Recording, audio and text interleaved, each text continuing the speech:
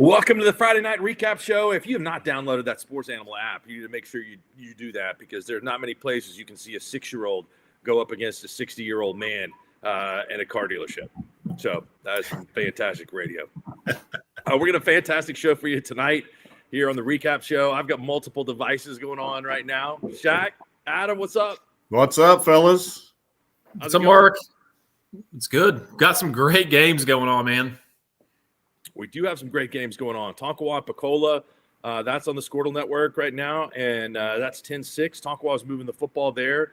We got a great one going on in the Class 5A state championship game between Sand Springs and Choctaw. Choctaw leads at 14-12. Sand Springs just scored on a long touchdown pass. So, man, we got games all over the place, and we're going to be here watching them with you and having interviews with the participants in the championship games coming up. And more. Tonkawa gets into the end zone and scores a touchdown to go up on Pecola.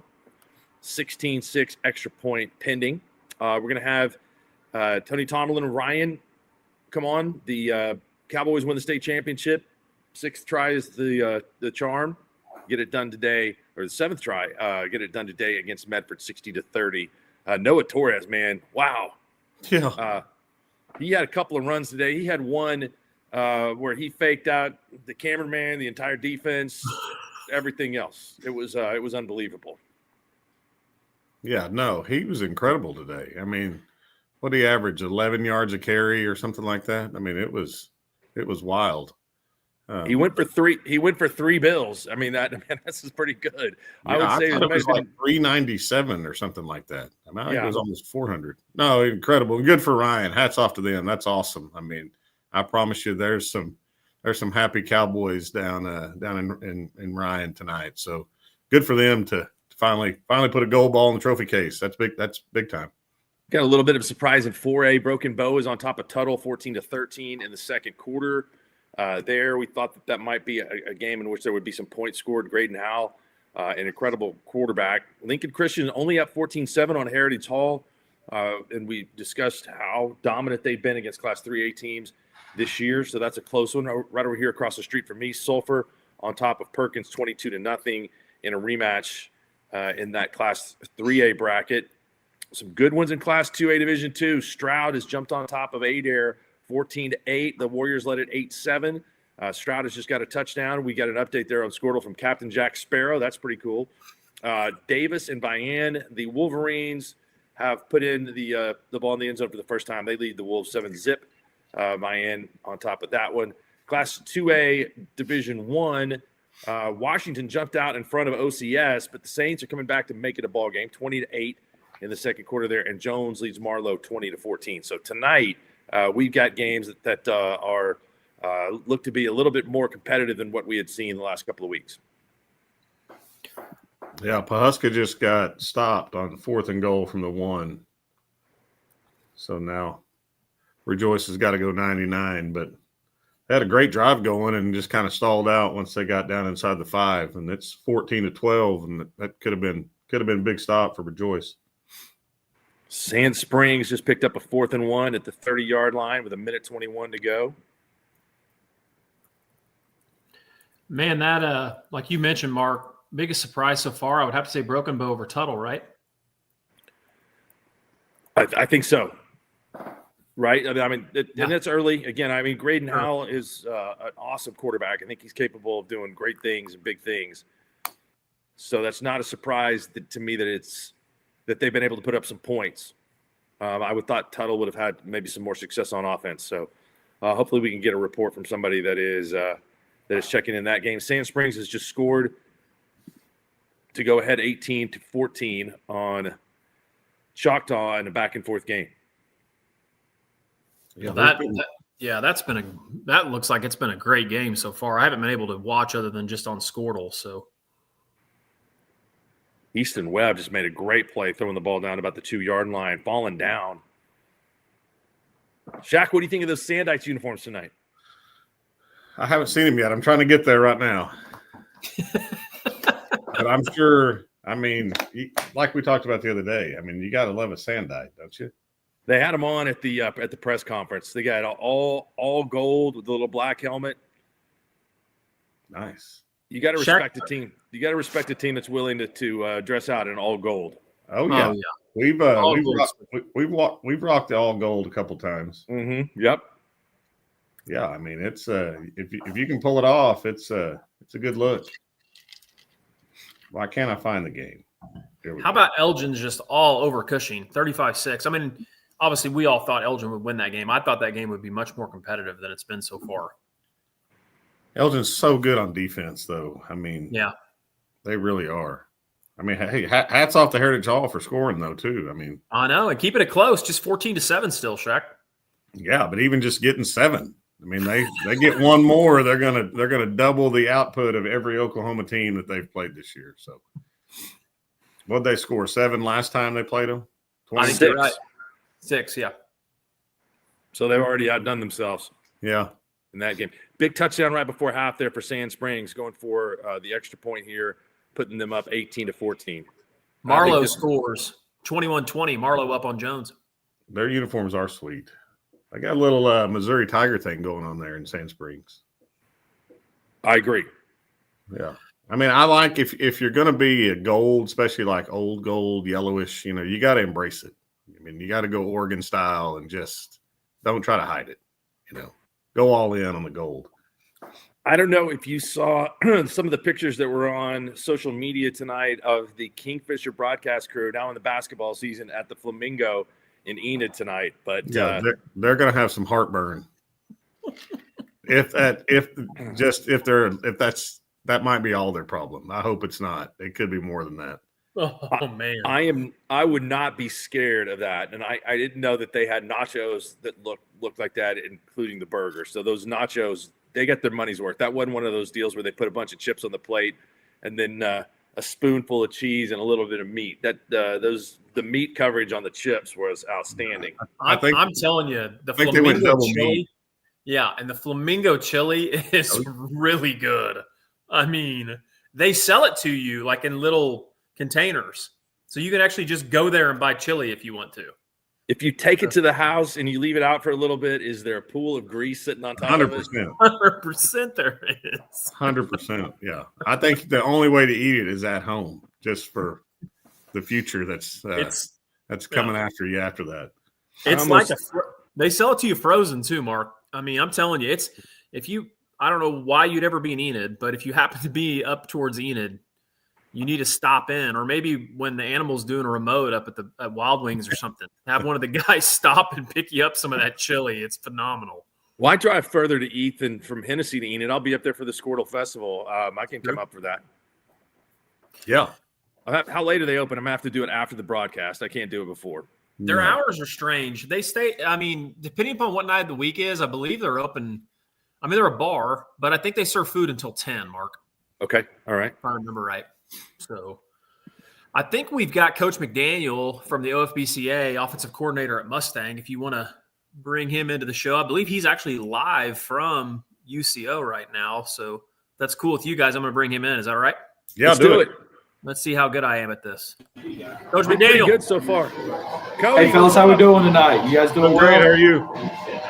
Hey, what's the food in that room like compared to the media food? I mean, it's a lot of chicken. Cowboy chicken. We had cowboy chicken upstairs last night, and that was rock solid. I'd give that an A. It was pretty good. Good. Okay. Used to.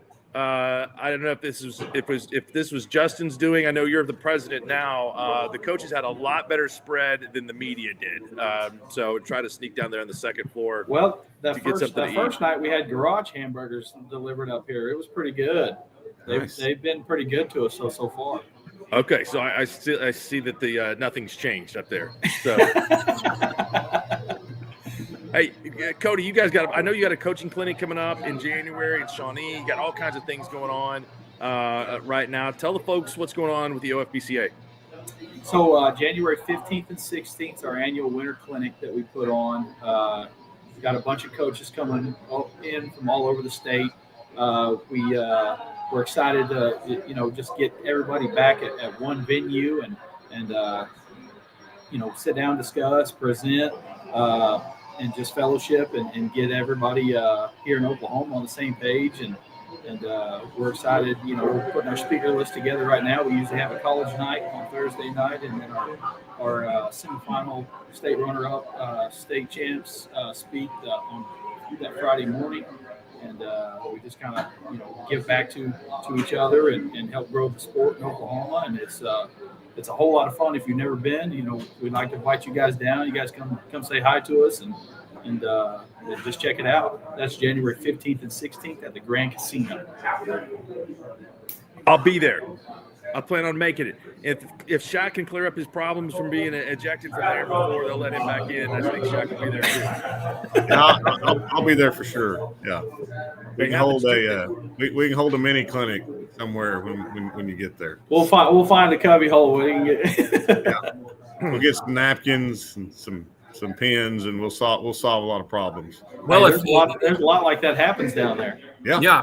Well, if Cody doesn't know, if he's ever watched any of Mark and I's broadcasts, we have a lot of solutions for coaches. If you ever watch our broadcasts, so we can kind of tell you what you're doing wrong, what you should be doing better. So we're kind of like the general fan. So yeah. I'll bring my notepad next time. Make sure I take notes. Okay, Cody, what's the attendance like tonight? It's a packed house, man. It really is. If I could turn my camera around and show you guys, I think the whole town of Sand Springs is out there. My goodness, awesome. That's great.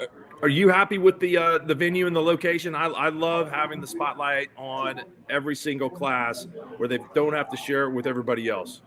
Absolutely, it's fantastic. Just to get down and just see, like the Class C championship was today, and I guarantee it in Ryan, Oklahoma, you could walk in just about everywhere and steal everything from everybody's house. That's how many of the people from the town of Ryan showed up, and it's just fantastic. It was kind of cold the first night a little bit right there, but man, the weather's not been bad for being December in Oklahoma. Cody, we came out to Mustang this year, and we had your game against Bixby, and I thought you guys played a really, really good ball game that night. Tell me what the challenge is like to go up against a team like Bixby that's going for their ninth state championship this year in a row. You have to control the smallest detail possible. You cannot shoot yourself in the foot. You can't do anything that gives momentum.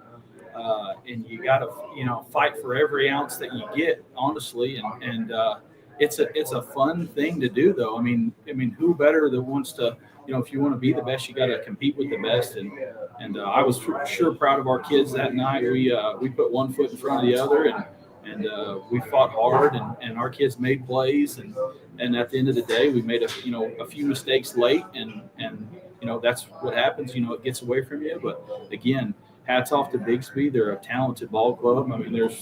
They just have all the momentum built in the world right now. They have a great coaching staff. I got really good friends over there. But man, more importantly, I'm just proud of how our kids fought. They were up for the challenge. I can tell you that. Yeah, and I gave him one more championship, and they're going for 8 this year, not 9. If they get it this year, they can go for 9 next year. But Shaq, I don't know if you saw Jaden O'Neal, their quarterback. Man, I was so impressed with the way that he threw the football. Obviously he's a good player. Florida State just signed him. So, what did you think this year of having him, and what difference did he make for your offense? His leadership was second to none. He might be the best young leader I've ever coached before, and I've coached some really good ones. The ability to play the next play and manage all of the emotions that happen around him was fun to watch. I don't think there's a throw he can't make. Personally, he's very talented in the arm talent, and honestly, his football IQ is out of this world. He came in March or February or wherever it was in there. I can't remember the date specifically, but hit the ground running with us, and he's a smart kid. But you want to talk about anything, I want to talk about his father. His father was a different type of quarterback dad. He he loves his son more than anything, and he wants the best for his son. And he has a lot of credit of who Jaden is, just how he raised him. Outstanding. Yeah, I watched you guys this game. You guys Played really well. You got a lot more weapons than just him. I love your running back. I mean, you talk about a kid that runs the football hard. I would think every offensive coordinator's dream. There's no doubt about it right there. And you're talking about number 21, Ace Gilliland. His name's Judson. We call him Ace. We like to call him Ace. He's our ace in the hole there. But we also got, Jaden Johnson. I mean, he took one to the house, and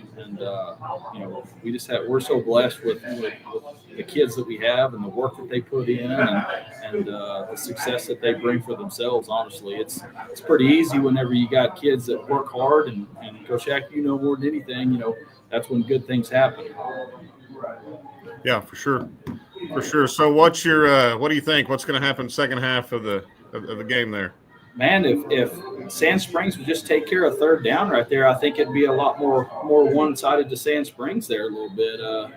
Choctaw had some big plays there early in the first quarter, and then in that second quarter, I think that long drive they had, I think it was 3 third and 9 pluses that they were successful on and kind of ended up getting down there and scoring. And Sand Springs quarterback, man, he's dealing the ball well right now. He's a good player. Cody, we appreciate your time. Thanks for joining us from up there. And I will see you tomorrow for the 5A and the 6A Division I championships. Should be a great day. Awesome. Well, thank you guys so much. Yep, see you, man. See you guys. President of the Oklahoma Football Coaches Association, Cody McDaniel. Yes, Cody's a good guy. I mean, the leadership of the OFBCA is really good.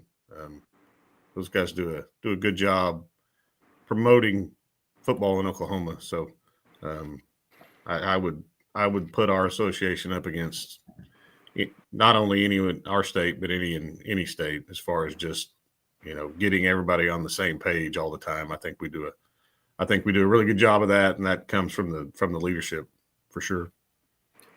How cool is the suite, by the way? Oh, it's way nice. That's awesome. What a great idea. Yeah. Yeah, no, it's legit up there. Tuttle 21, Broken Bow 14, so they get a touchdown and a 2-point conversion right before half. That game is at half. They made it to half, and Heritage Hall holding in there against Lincoln Christian 14-7. Sulphur on top of Perkins 22-0. Both of those 2A Division II games were really close.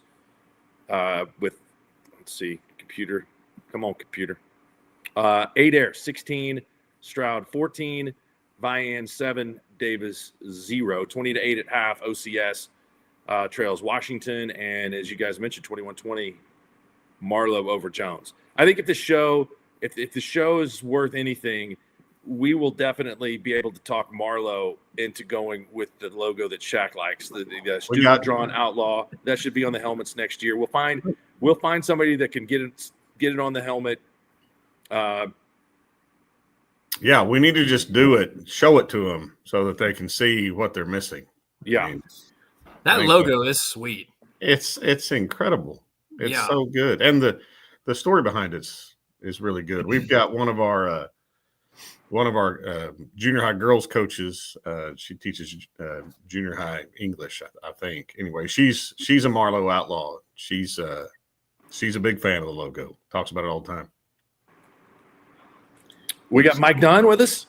We've got Mike Dunn in the batters in queue, and then we have Coach Blankenship in the batter's box. So we'll be able to bounce over. So we want to let Mike in?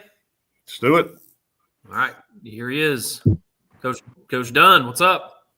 How we doing, fellas? Good. What's up, Mike? How are you guys doing tonight? We're not near as good as you. Ever. Hey, is this a rebuilding year for you guys? That's what they said.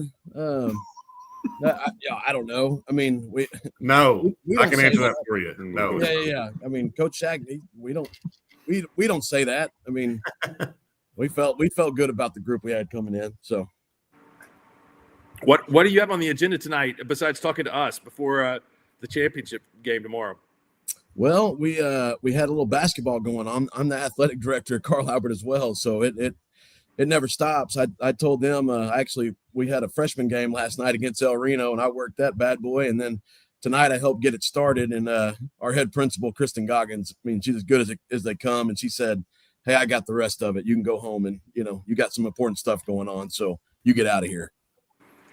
Yeah, that's great. I snuck away from our game. I'm sitting in my office out here. So there you go. I know the feeling. Hey, Coach Dunn, I got a question for you. All right. Everybody knows Carl Albert's really good. It's no secret. I want to know, so what's if you had to sit back and analyze why Carl Albert's been what they've been for, I don't know, 25 years, however long it's been.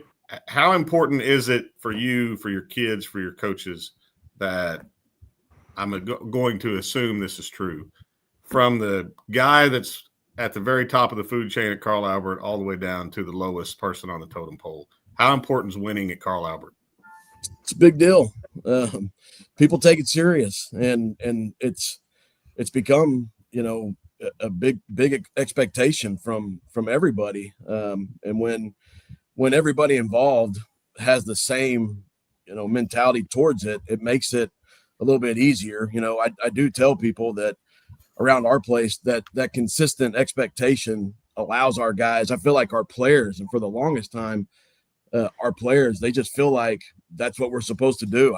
I told somebody last week, we might be playing against the Dallas Cowboys, and I think they'd still go out there thinking they had a shot. And, as a coach, that's about half the battle most of the time, is getting your guys to believe that they can do it. And our guys, they don't blink an eye. They feel like they can go out there and win. And I think it starts, like you said, with everybody in the program having the same expectation and standard for it. I tell you, the coolest thing about Carl Albert, and this was probably 10 years ago, maybe longer than that. We played a area basketball game or something over there. And it's the first time I'd ever been in the gym at Carl Albert. And I remember walking in and looking, there's banners everywhere in the gym at Carl Albert, like there is in a lot of gyms. The difference between Carl Albert's gym and most is you get to hang a banner for one reason at Carl Albert. You win a state championship. That's it. Right. Yeah. You don't win it, you don't get a banner. Right. Which I catch crap about it every once in a while, because we've got a couple sports that don't have one yet. And so I actually was the one, I was trying to, all inclusive. Let's make sure that we recognize everybody. And I said, hey, we've kind of run out of room there. Let's do a banner per sport. That way, like, if we have a sport that doesn't have a state championship, they can put district championships up there, and everybody at the school, including the sports that don't have a banner up there, we're all like, absolutely not. We're not doing it. We'll go get one, and then we'll go up there. So it's way cool. No, hey, one thing I think is great about the program is there are a lot of you guys around. At your press conference, Jake Corbin was there. You played football with, is coaching a state championship team tonight. Robert Jones is in your district, played with you.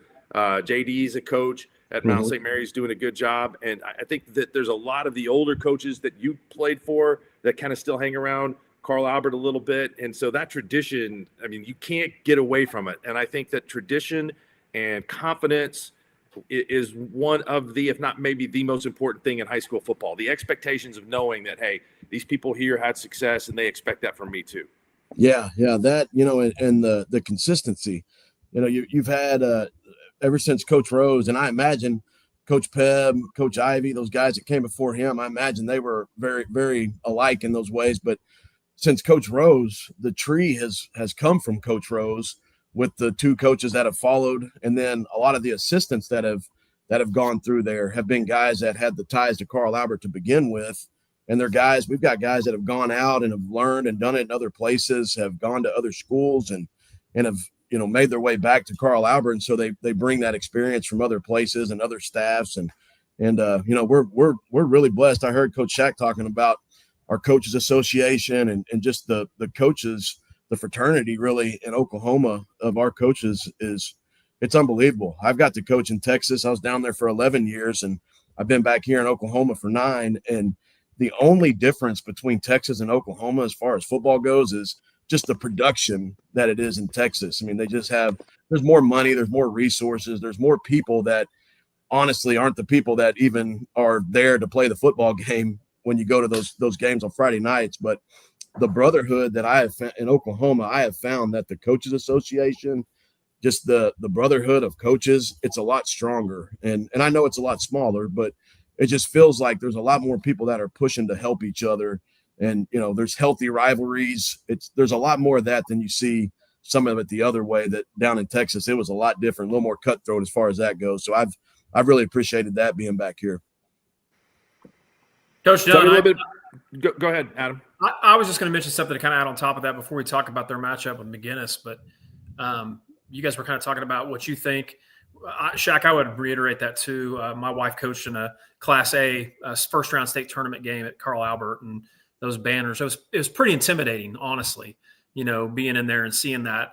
Obviously, if somebody rolls into that gym, it's pretty cool. But one thing I would say, you were talking about the coaches. I thought you guys, from a standpoint, even at the collegiate level, got a great shout out from Coach Venables the other night about X. About him playing hurt and playing with injuries, and that it's just kind of expected out of kids from Carl Albert. So it's pretty cool to see, even that coming from, the collegiate level too as well. So just what your thoughts are on that. I know you guys are putting a lot of kids in the D1 level, D2 level, all over the place. I think that's a big testament to you guys' program. Right. Yeah. And it for those guys that are there at OU right now, obviously they're doing something right there and playing through some things.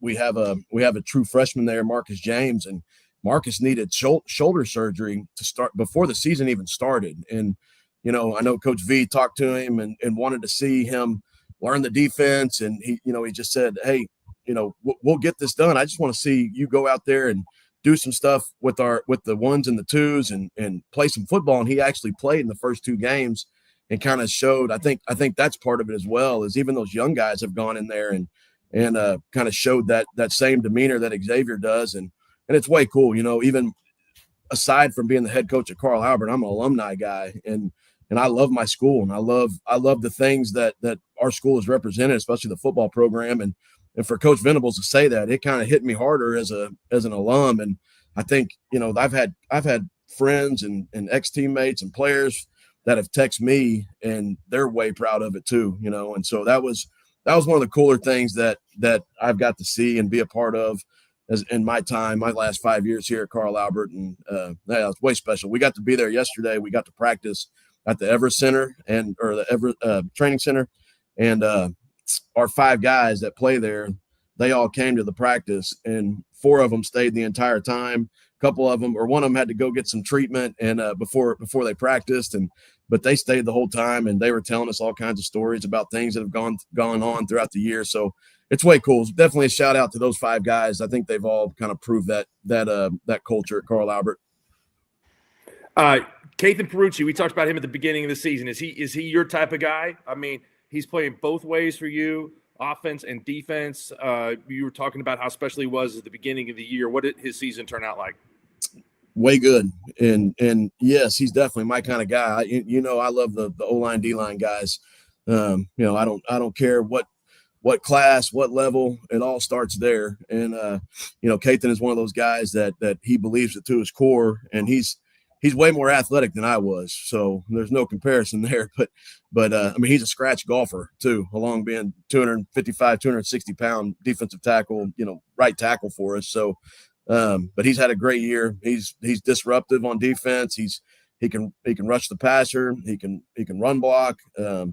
Very athletic, and then defensively, he's way good on that side of the ball. So he's definitely had the kind of year that we knew he would have.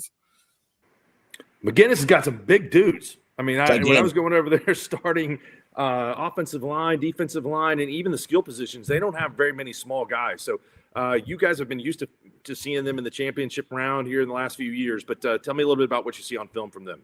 Yeah, well, anytime you're gonna match up with the Irish, they're always going to be well coached, and that really shows through on the film. You can watch them and see that they have a definite culture of playing hard all 3 phases of the game. You can tell that they're very detail oriented. They don't make mistakes, well coached, very physical. And like you said, they believe in the same thing we do. It starts up front, both sides of the ball. Really good on the offensive line, really good up front on defense, and there's really no weak spots on their team on any phase. So it's going to be a heck of a ball game. It always is with them. It feels right that we're back in this game with them. We haven't played since 2023. We went all those years in district together, and then we got broken up in the districts, and so first time we've played since then. And just feels right having that matchup back in this 5A game. Mike, thanks for your time, man. We really appreciate it. I'm looking forward to seeing you tomorrow. I can't wait for this game. Absolutely. Appreciate you guys for having me on. You bet. Good luck, Coach. Good luck. Thank you guys. Thanks, Shaq. 63-5 for Mike in his 5 years at Carl Albert. And again, we've talked about some of the superlatives. A win tomorrow afternoon would propel them past Ada for the most state championships. Ada's held that forever and ever and ever and ever. And I think the last time Ada won a state championship was 1994. Carl Albert had one at the time, and they can pass them now with 20. They're 19-1 in state championship games. They only lost to Booker T. Washington, I believe, in 2008. So when they get this far, they're very, very tough to beat. Yeah, that is crazy. When you put it that way, for one, it makes me feel old. For two, I was playing that same Saturday that Ada won their last one.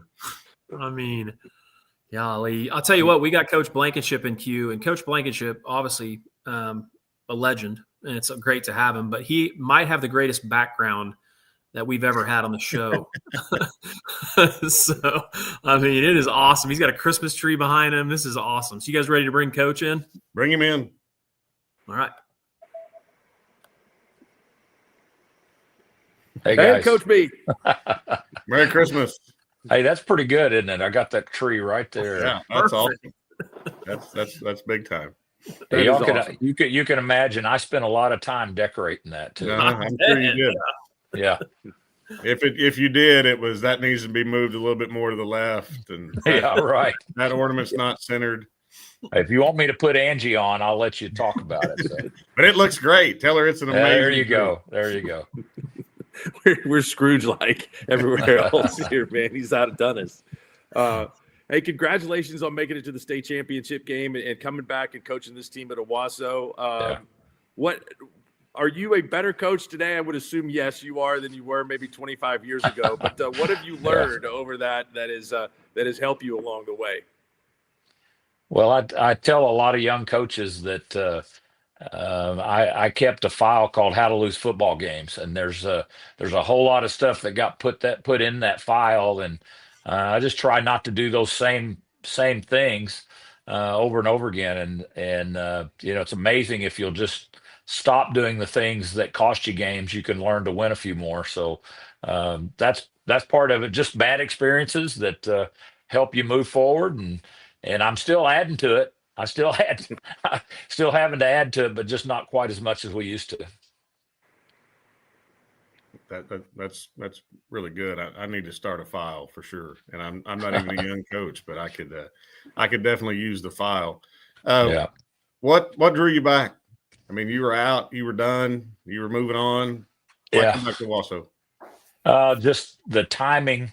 It's just hard to explain. I honestly spent the year out and had no intention of going back. Hadn't thought about going back to that kind of situation. My son was coaching over at Broken Arrow. I was able to go watch him every day at practice. I could go hang out, get the itch scratched enough with him. I was going with other coaches around, and just like I said, I was able to scratch the itch.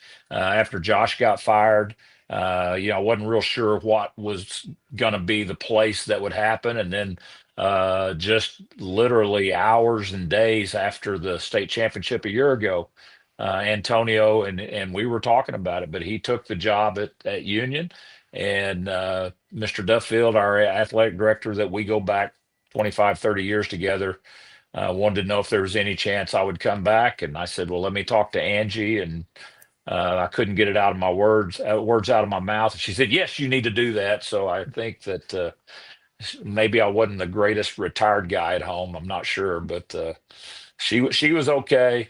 There's a couple of other little factors that people, they kind of lose sight of. I had two grandsons that were coming up that were 8th graders when I decided to retire. One was at Broken Arrow and one was at Bixby. It's bad enough to have to coach against my son, and we get after it, but I couldn't even begin to get my head wrapped around trying to game plan and scout against my grandkids. And so that was just the timing. Everything was right. Let's go ahead and step away. And ironically, by coming back and having Josh coach with us, I'm now coaching his son, who's a sophomore on our team. So I'm actually getting to coach a grandson. So that I never dreamed that would happen. He's an old lineman, so that's a lot of fun. Not much pressure in it to have a young old lineman on our team, but it sure is fun to have. Yeah, that's really cool. That's really cool. I bet he loves Grandpa getting to coach him probably as much as you love it. Well, it's kind of fun because especially early on in spring, fall, and fall camp, and he would come in every morning and hey coach, how we doing, coach, and all that stuff. And then on the way out, when he's catching a ride with his son, he'd say, hey, bye, Papa. Now I'm like, okay, all right. He'd kind of turn it off and turn it on too. So he's figured it out. Bill, there's so many good programs in the Tulsa area, and you guys just fight it out tooth and nail all the time. And inevitably, there are a lot of rematches, and rematches happen. And it's amazing how many times the team that won the regular season does not win in the playoffs. And that goes back to your battles with Jinx, even 15 to 20 years ago. What's the recipe to try to make something different and reverse the outcome from the regular season? Well, and like you said, Mark, I mean, we experienced it over and over again for a lot of years with the Union Jinx thing. And we always played early in the season. We were in opposite districts. And it was a lot of years that we would see each other in the playoffs. And that's kind of what has happened in this Owasso Bigsby thing that has kind of created the last 3-4 years. I think this may be going to be our 8th time to play since 2022. So part of that evolution is just human nature. When and Nick Saban used to say this all the time, but one of the hardest things is to overcome winning. You have to, it's a great thing to win, but sometimes you ignore some of the things that you need to have addressed to become a better football team. Whenever you lose, those are easy things to address. And so teams are just much more receptive. If you've got a little chip on your shoulder, if you've got things to prove, and then if you spend all early part of the year, patting yourself on the back and getting all the rat poison that's out there about how good you are, then you have to fight that as well. I think good teams figure out how to do both. And so, one of the things that you have to tip your hat to people like Carl Albert. I was listening to Coach Dunn, and then also to Lauren and those guys at Bigsby. I mean, they've been able to overcome winning and still win. And that's what the great programs do. Well, you've definitely been a part of some great football programs. Coach, there's all these theories, about why teams on the east side are so much better in 6A. I've got a theory that I throw out there every now and then. You can tell me if I'm off base or kind of close, but I would guess if you drive around Owasso, all the schools are red and white. They all want to be Rams. They grow up being Rams. They don't grow up being Dolphins or Tigers, and they try to figure it out when they get older.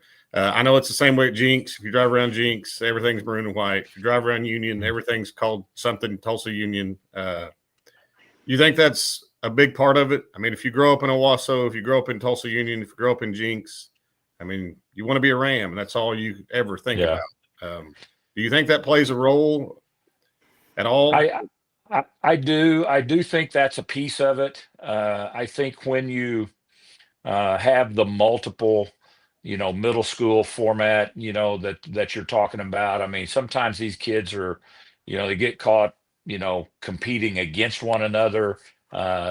Some of it at different levels. I think that what you hit on is a big piece of it over here. I think that the other part that's lost on some people is that the way we schedule at the junior high level in the 8th and 9th grade is we just play the other suburbs.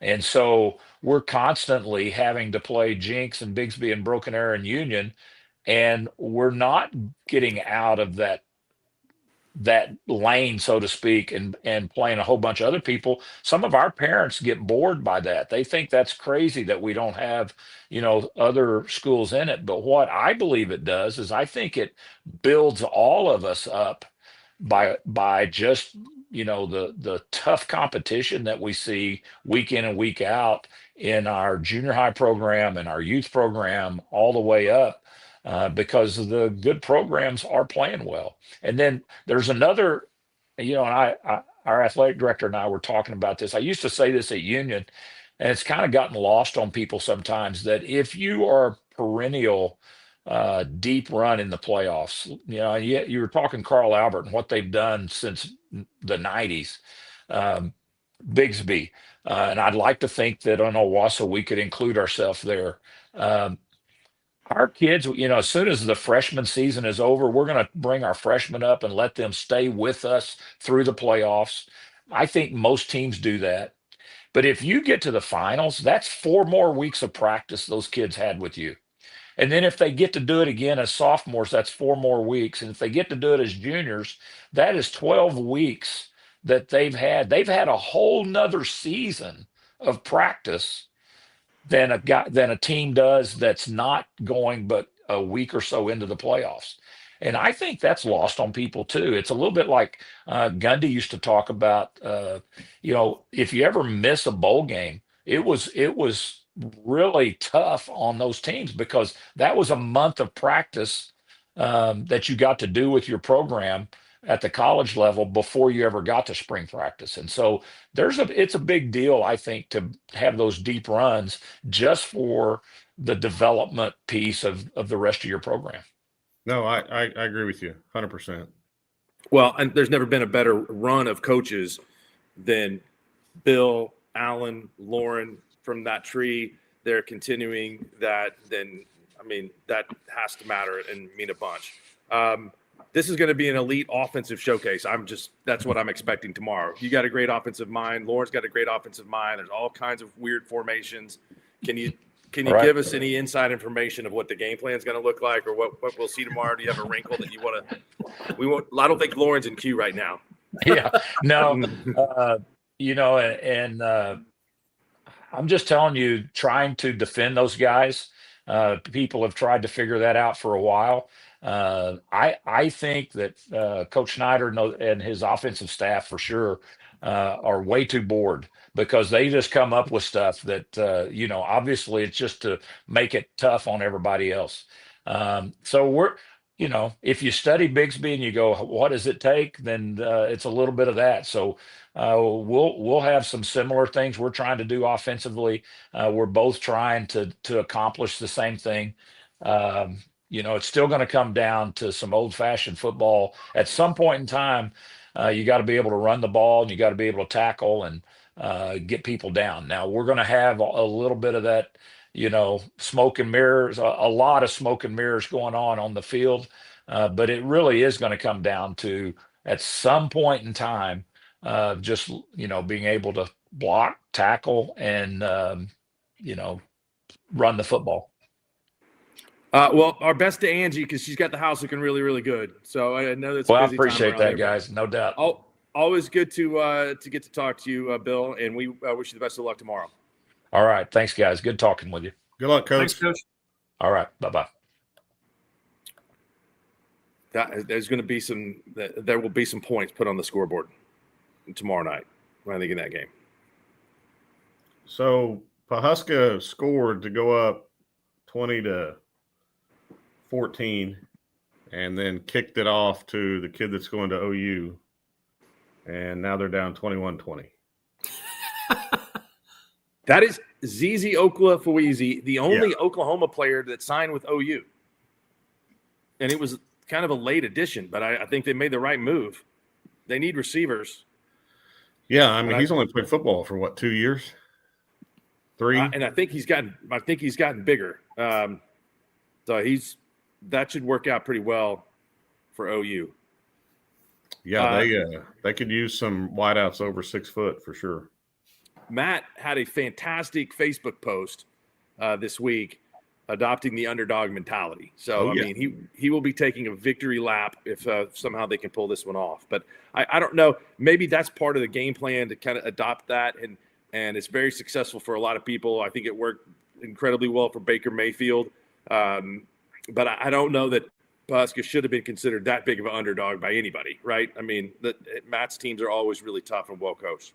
No, Matt does a tremendous job. He really does. I've gotten to know Matt really well over the last 6 or 7 years, ever since he got to Pawhuska, and we had some wars against each other in 20 and 21. But no, he does a great job. His teams are really well coached. They're fundamentally sound. And it's kind of like Coach Blankenship was saying. A lot of times it's a lot of smoke and mirrors, but at the end of the day, I mean, they're really good at blocking. They're really good at tackling, and they line up right. They do things the right way. So they're a tough out. I mean, you got to beat them. They're normally not going to beat themselves. They're giving Rejoice right now all they want. You live in a town that's got that many ghosts in it, that many places that are haunted, then you got to be tough. Yeah, I don't know if you've been to any of those places, Shaq, but yeah, they got them. We have Ryan with us? We do. You want to bring Coach Stringer in? Just 1 second. There he is. Coach Stringer is the second victim of us not saying that this show is at night instead of the morning. So he was ready to go at 8:30. I was ready to go. And he's now here at 8:41 at night. So we apologize no, for it's that. all good. I think you should assume it's probably the morning because the coach's lifestyle is usually early, unless you're Shaq, right? I mean, it's late, but you got to be up early. Yeah, no, I was ready to go. So I had first hour off this morning. So I thought I had it planned out, but that's all right. Hey, you've got a fairly young team. I know you've got experience, but this is a heck of a season you got put together, and it was incredible because I don't know, every couple of years or something like that, you find a situation where a 9-1 team has to go on the road in the first round of the playoffs, and then you guys had a very difficult assignment against Guthrie, and you've persevered and not get to play a game at your home stadium to get here to the finals, and so this journey has to be very fulfilling for you this year to be where you are right now. Yeah, no, it's been awesome. Been an awesome run. We're enjoying it. That's one thing we've talked about is just enjoying this process. I don't think a lot of people outside of our room thought, we had a chance to make a deep run in the playoffs. And that's something we've been talking about though, because we knew, we graduated 22 seniors last year, but our sophomore class is really, really talented. They went undefeated as freshmen last year, beat, some combined JV freshman teams just by themselves. And so we knew the type of guys that were coming in and they mesh really, really well with our junior and senior class. And we're a young football team, with 16 seniors this year. And so, really the offense and defensive line will take the biggest hit. But we have some younger guys ready to step in those roles as well, for sure. So, Coach, is this your first trip to the finals as a head coach?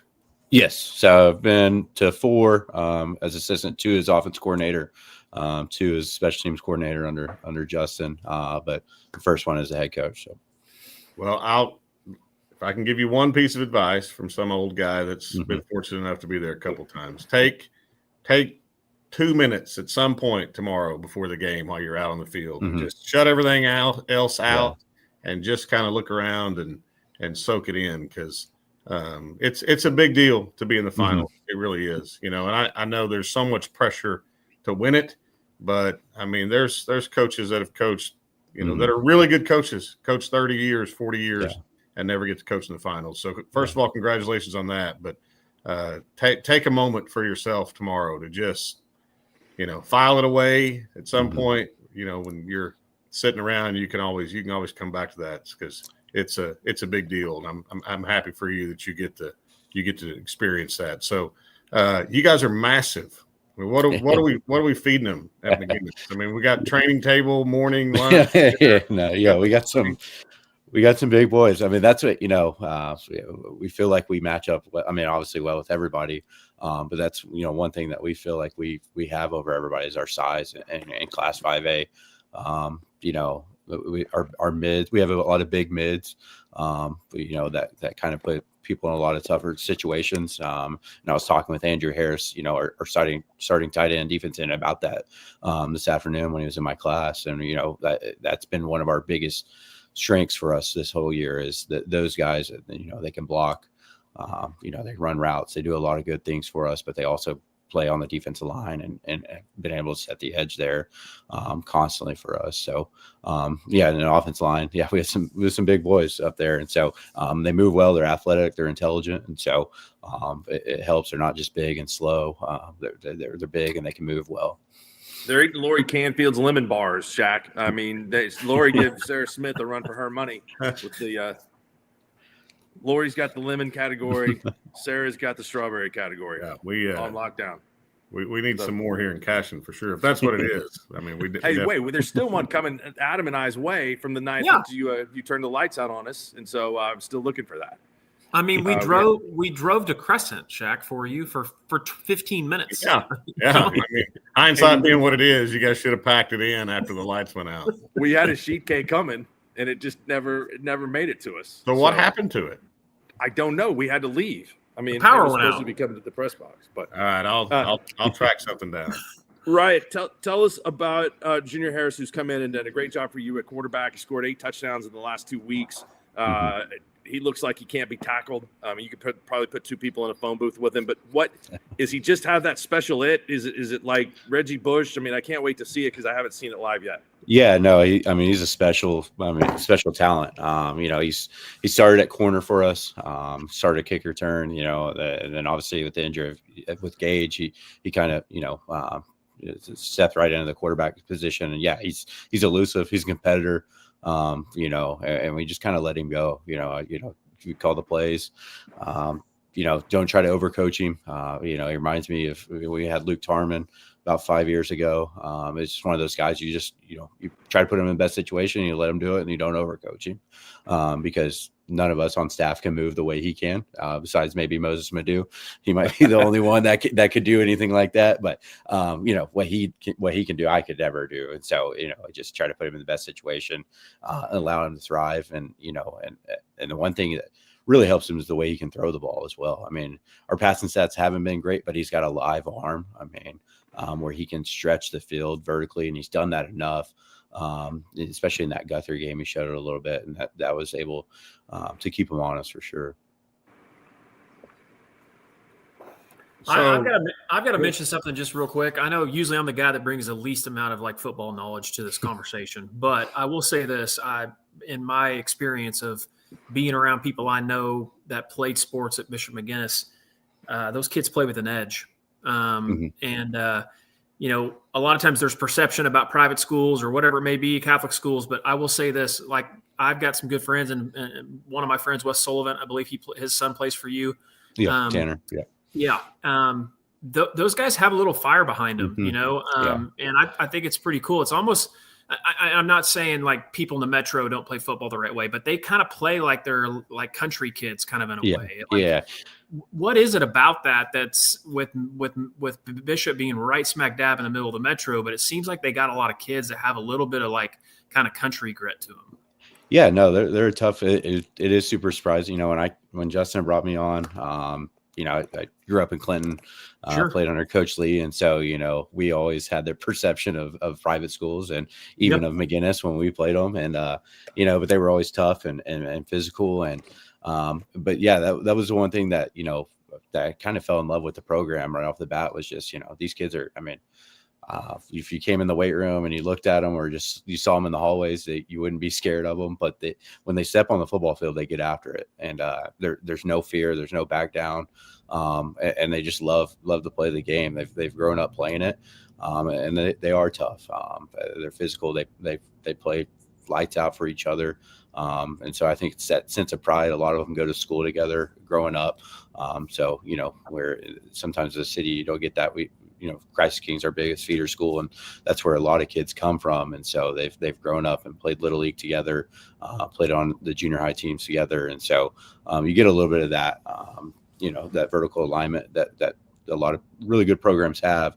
But yeah, that is surprising, but they are tough. Sometimes teams over the years have tried to intimidate us, and it's like, we'll show up play. We're used to playing Carlisle. We're used to playing, scrimmage and Lawton Mac, playing Lawton Mac. When we go play a team, sometimes in the playoffs, they'll try to intimidate us, and our guys just kind of shrug it off and say, all right, well, we're here, so get ready to go. Yeah, I think I see some of that Mike Lee toughness in there. That's there. Yeah, no, he made a phone call to me this week, so he gave me some advice. Good. So I got to hang out with you in the summer. We did some pictures at your place. Mm-hmm. Your son Jackson, right, was with you there? Yeah, Jackson. Yeah. Okay, I got a Jackson too. Okay, he's awesome. a little older, but I bet your son's having a lot of fun through this. Oh yeah, Jackson. He came to practice today, so he's a 3-year-old. He came to practice. He was fun. He loves being around the boys. And then we had team dinner, and so just loves. I had that opportunity with my dad to be around growing up and follow him around from football to wrestling to everything that he did, and so it's a special opportunity. And then we have a 1-month-old that kind of right here in the middle of the season, Henry. So we've got our 2 boys, and it's been a crazy end of the season. A lot of sleep, not much sleep happening with the playoffs and a newborn, but we're here. We've made it, and we're looking forward to it. Jack, you better put an NIL deal together for Jackson, because he can already throw it at 3 years old, and by the time then you're going to be in 5A, and so you won't be playing against him. You better get him on your team. Yeah. I mean, if I'm still coaching when he's in high school, then something's gone off. I got it, Ryan. I got to give a shout out from Jason, from Coach Sternberger, Jason Sternberger. Okay, very nice. He's watching, and he told me, he said, you are a tough ass kid, and I think that's okay that we say that. So on this show, it's a football show. Tell him thank you. Tell him said hi. You bet.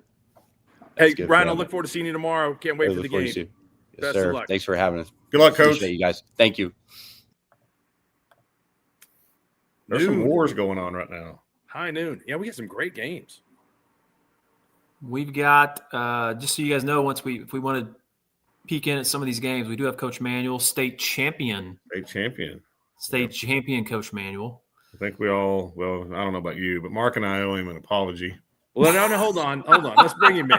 Hey, Gary. You want to bring him in? Hold on. I'll bring him in. Hold on. This is a perfect segue. Okay, you guys got some explaining to do to Coach Gary, Manuel. did you watch the Squirtle Pick'em show? No, sir, I did not. Then we don't need to talk about it. So, congratulations trust on a me, great performance. I heard about it. Okay. I have people that tell me about it, but I don't pay attention to that stuff. The game's still got to be played. Well, you guys definitely played it really well. Congratulations. I mean, that's one of the better 8-man games I've seen played from one side. You guys executed really, really well. So congratulations on bringing a gold ball back to Sealing. Thanks, Shaq. I appreciate that. Kids played really well.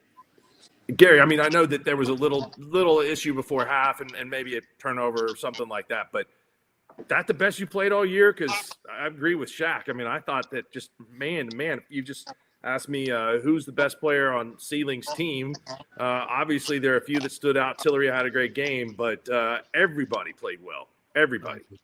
Well, I thought, kind of once we started the playoffs, we were still a little banged up, but I thought our kids was really starting to hit their stride when we started the playoffs, and I could see over the last couple of weeks we were getting better and better. My quarterback was getting more confident in what we were doing and really had a good grasp of what was going on in our offense. And I felt like defensively, we were playing pretty well. We were tackling well and doing all those things.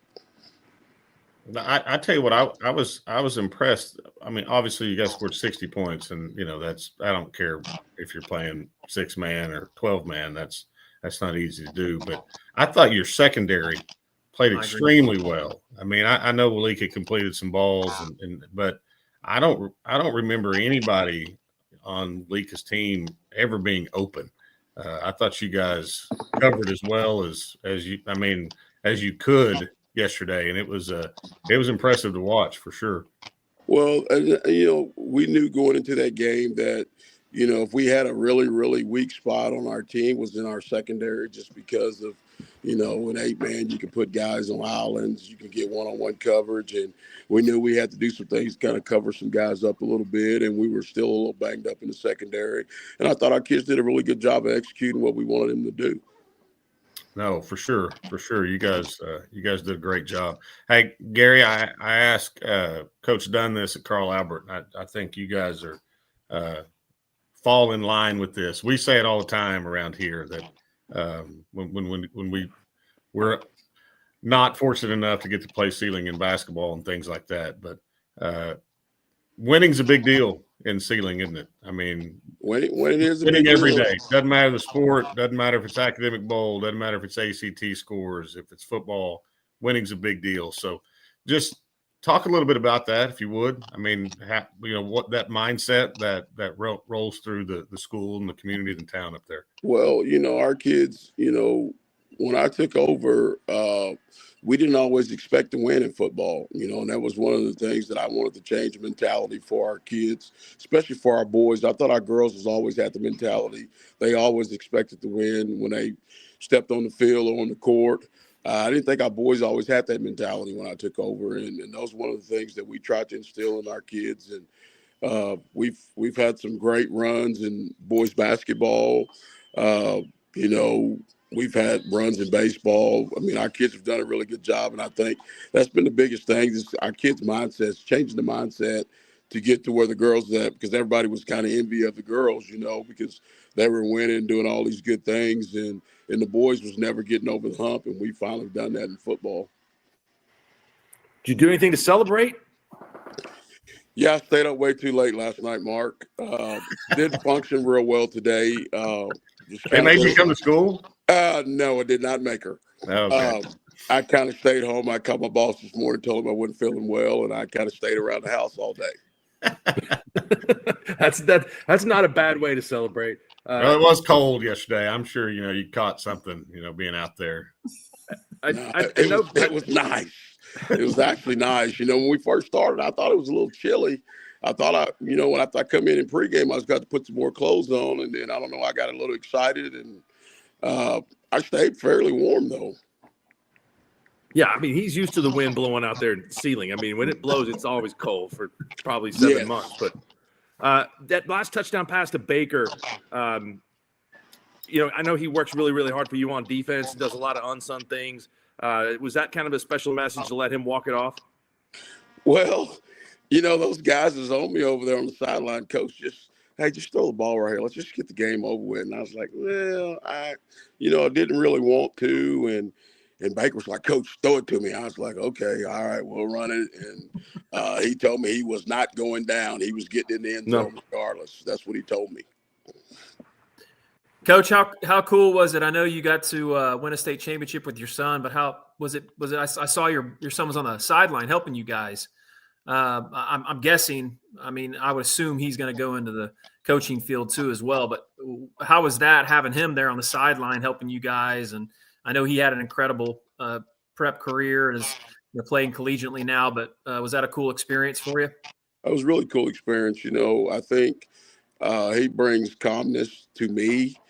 And not only to me, but to our players, because when he talks, they listen. But, man, yesterday was truly a special day because, the senior class, most of those kids, I've had them since they were third and fourth graders when I started third and fourth grade football here. So I've coached these kids since they were little, and yesterday was truly, truly special. That's phenomenal. Well, I'll tell you what, I'm going to give you credit, too, for the uniforms because those numbers are so big that an old guy up in the broadcast booth can see them. So, I mean, didn't have a miss a whole lot other than the ones that were tied up. I mean, that was a little tough sometimes to figure out who was 30 and who was 80, but I got it, I think, before the game was over. Yeah, we got those uniforms from BSN, and we have 3 different sets, and we kind of mix and match them, and that was the uniform that we won our last state championship in, and that's the one the kids chose to wear yesterday. I can respect the uniform combinations. That's good stuff. Well, instead of apologizing to you, Shaq and I are going to take credit for motivating your team, and so we're going to also share in the state championship. But plus, you've never won one that I haven't called, so you're welcome. Well, that's a good thing. Well, thanks, Mark. It was a lot of fun, man, a lot of fun. And it was just really, I was going into that game. I just didn't know. I didn't know if we could stop them. I'll be real honest with you. I mean, Yeah, I you thought had they me were faked so- out on Tuesday. I talked to you on Tuesday, and I was not picking up a confident vibe from you. Not a 16 to 12 vibe, not at all. Well, I had been at practice, and I see what practice looked like, and I was a little concerned. I didn't know if we could even slow them down offensively, and I thought, if we can limit their chunk plays, we can have a chance in the fourth quarter. And I thought we did a really good job of putting pressure on the quarterback and the secondary guys keeping the ball in front of them. But early in the week, boy, I'm telling you, I didn't have a lot of confidence at all. I was a little disappointed. Well, the scoreboard tells the story because it's a very good football team you guys played on Thursday, and so we don't have to tell you how well that you guys played. I mean, that was an incredible game. So, look forward to seeing you soon, Gary. Thanks for your time, man. Appreciate it, man. Get Thank some you, rest, guys. and then do some more celebrating. All right, see you guys. See you, Gary. That was not the voice of a team that won by 48 points. No, Gary's got to relax, man. You won. Take a day and then get mad again because Tuesday's practice wasn't any good. Hey, just real quick, I didn't mention it while he was on, but man, shout out to obviously Ceiling. They do everything first class, but their live streaming platform, they just joined us here recently this year, and honestly, they were already doing a great job before they utilized our services, but we're really thankful to have them in our network. Eric over there, Mr. Barnett, the superintendent's there at Ceiling too as well. Fantastic. Student-led, kids are running production. I know I was at the game, did a cool shot of one of their camera people during the game. Yeah. That was pretty cool. We're going to talk to Dewar here in a second. They're another Squirtle Network school. They are very committed to their live streaming. They show up to everything. The people that broadcast the events do a fantastic job. The thing that I thought was really cool that Ceiling did, and shout out to K101. K101 is a big radio station in Northwest Oklahoma, and it's been around for a long time. And I thought it was really cool that K101 kind of joined up with Ceiling Wildcats TV. And they put on a great production. I'll be honest with you, nowadays, I do not find myself a lot of times listening to radio broadcasts anymore. But I was tuned in. No, not yours. I'm talking about game broadcasts. Oh, okay. Understandable. Okay. Anyway, and they did a fantastic job. And like I said, we're going to have Dewar on here next. They do a great job too as well. So shout out to them. You guys ready? Radio doesn't need any more nails in the coffin. So I did not mean it. I meant broadcasting games. Before you bring Dewar on, did anybody listen to the Welcome to the Weekend this morning with the morning animals? I did. So good, I did, and I sent them a text, and I just offered them I can't say because it's a sensitive topic at the station, but it was very well done. It was solid, and probably got it's probably going to come back to haunt him at some point. Jim is in. He's in the Bahamas, so yeah. He is not aware. But that's a perfect segue to bringing in Dewar. It is with the quarterback named after Traber. Look at that. That's legit. What's up, Dewar? What up? How's it going? So hey guys, man, it's looking good. Put the gold ball on the table. Put it in front of you. Yeah, let's bring it up there. Let's showcase it. Come on. Put it out there in the front. I mean, that's what it's all about, right? Where's the other two gold balls from the last 5 years? Yeah, put it right there. There we go. I like that. Yeah, that's way better. I don't think that there was a script for that game yesterday. I mean, losing Peyton, I know, is a tough blow for you guys, but you were able to overcome that. And I know both offenses are capable of putting up a ton of points, but there were no points in the second half. So you guys are a well-rounded team that can play on both sides of the ball. I was very impressed.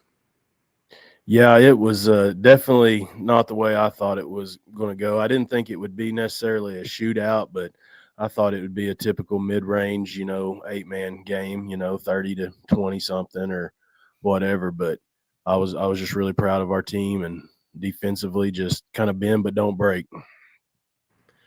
Yeah, it's I think defense at 8-man football gets a bad rap sometimes, and people say you can't do it, but you guys definitely definitely shown that you can play defense, especially in the biggest game on the biggest stage. I mean, to hold them to 6 points was pretty impressive. So hats off to your kids for executing that game plan. So who do we have with you? So to my left here, we got Braylon Lewis. On the other end, I've got JoJo Waters. And then the guy that turned into a legend overnight is Traber Jones right here next to me. How did he get the nickname T-Money, or did you just come up with that yesterday? That's his – I think I've heard – but honestly, I heard his little sister yelling at a basketball game last year or something, and then I noticed that, his family calls him T-Money, and, it's just – it was kind of an endearing term, especially when he held it down for us last night. Traber, tell us the story. How did that nickname come about? And are you a fan of listening to Jim Traber in Oklahoma City? Yes, that's how I got my name. My dad loves the sports animal. That's how they came up with it. And I don't know how I got the nickname T-Money. It's just always kind of been my nickname. That's what my family's always called me. Shaping the minds. I've been around your dad a few times and met him. He's a good man. So we're gonna make an interview happen. I did text Jim last night at the game, and he was very proud of you. I can tell you that he was fired up that there was someone with his name there. So we're gonna make that happen. But, okay, that's awesome. Hey, Braylon, I love what you had to say about your mom and your relationship yesterday in the post game. Yesterday, I thought that was a very, very special moment. So tell us here, everybody on the show tonight, what she's meant to you and your development as an athlete. Honestly, my mom's been there every step of the way. I mean, ever since I've wanted to play football, she was like, "Well, I'll get you signed up." And I mean, she's brought me to practice when I couldn't drive from maybe third grade all the way to my beginning of my junior year. So I just hats off to her. I couldn't do nothing without her. That's JoJo, awesome. I got a question, Shaq, and I'll let you go here for a second. But, man, you ran a ton. I mean, you probably ran 50 miles yesterday in motion.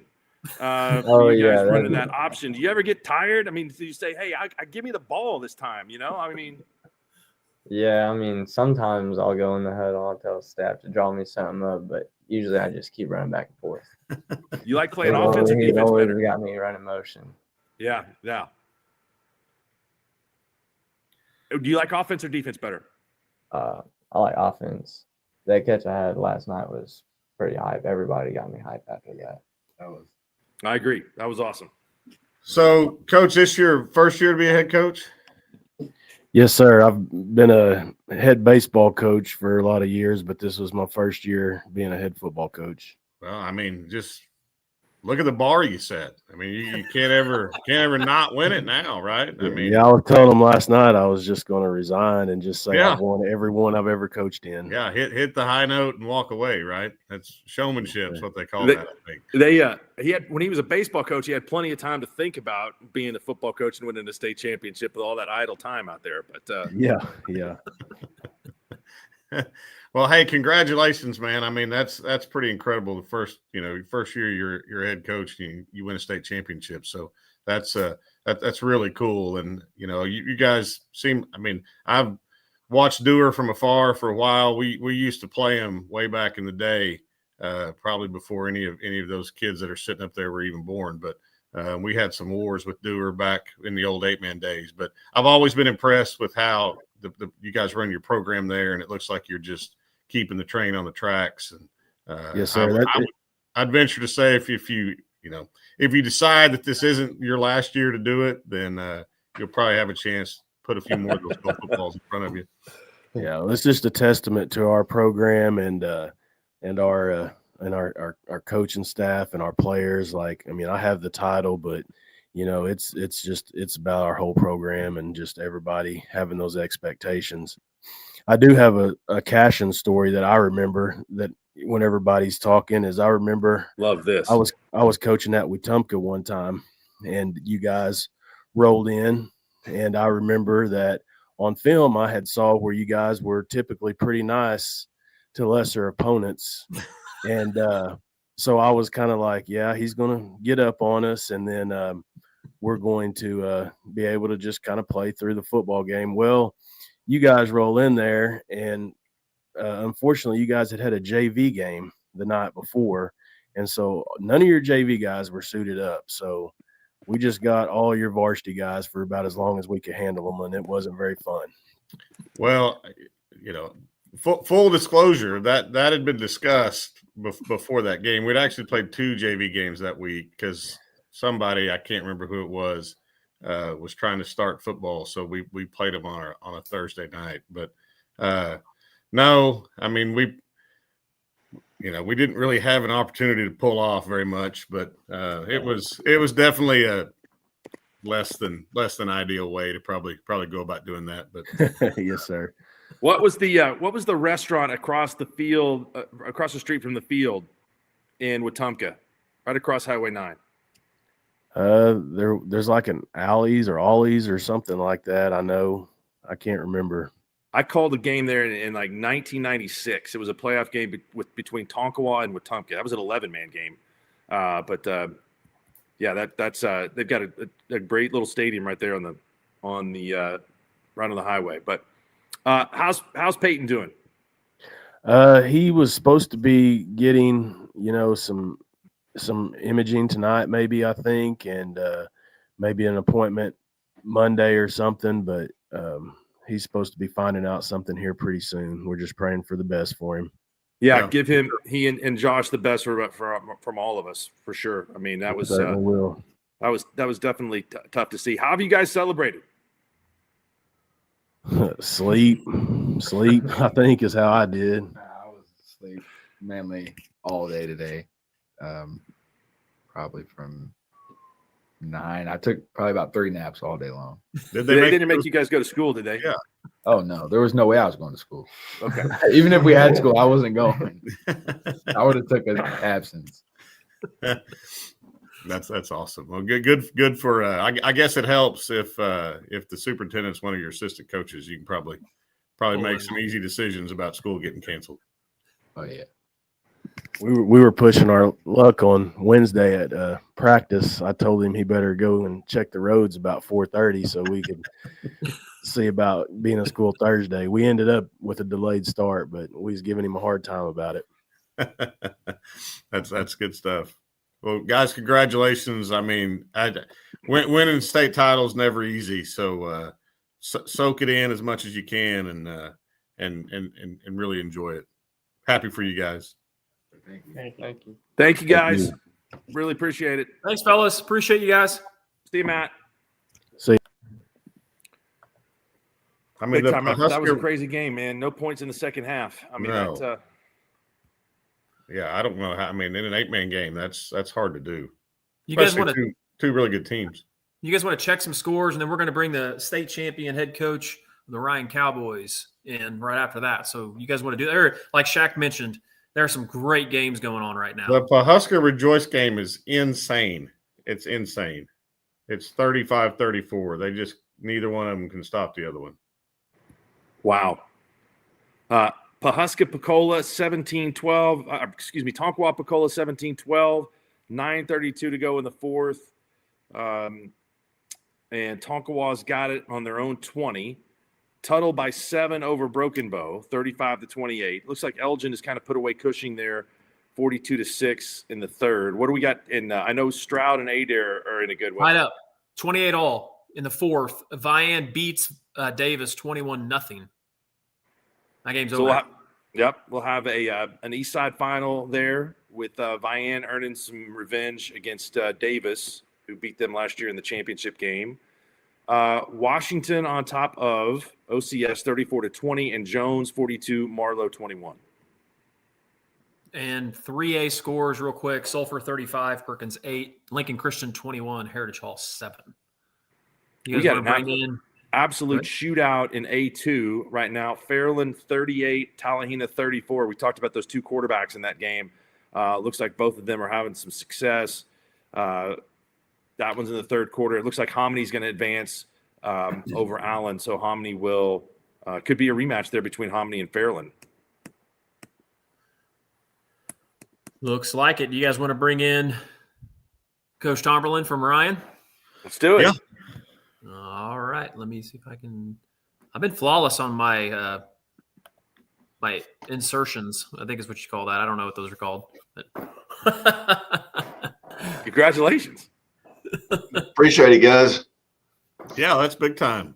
I mean, what's the pulse in Ryan right now? It's got to be. Well, it's crazy. It's pretty crazy. We just got in town about 30 minutes ago, I guess, and they told us to bring the bus to Main Street, and we got onto Main Street, and my goodness, it looked like I don't even know how to explain it. It's the biggest thing happened on Main Street in Ryan in a long time. I can promise you. There was a lot of people down there. That's awesome, Coach. Well, congratulations. I know that's it's been a long time coming in Ryan. So really cool for your school and your community. I know that I mean there's a whole bunch of people that are going to wake up with their chest stuck out a little bit farther than normal tomorrow in Ryan. So that's cool. I'm happy for you for sure.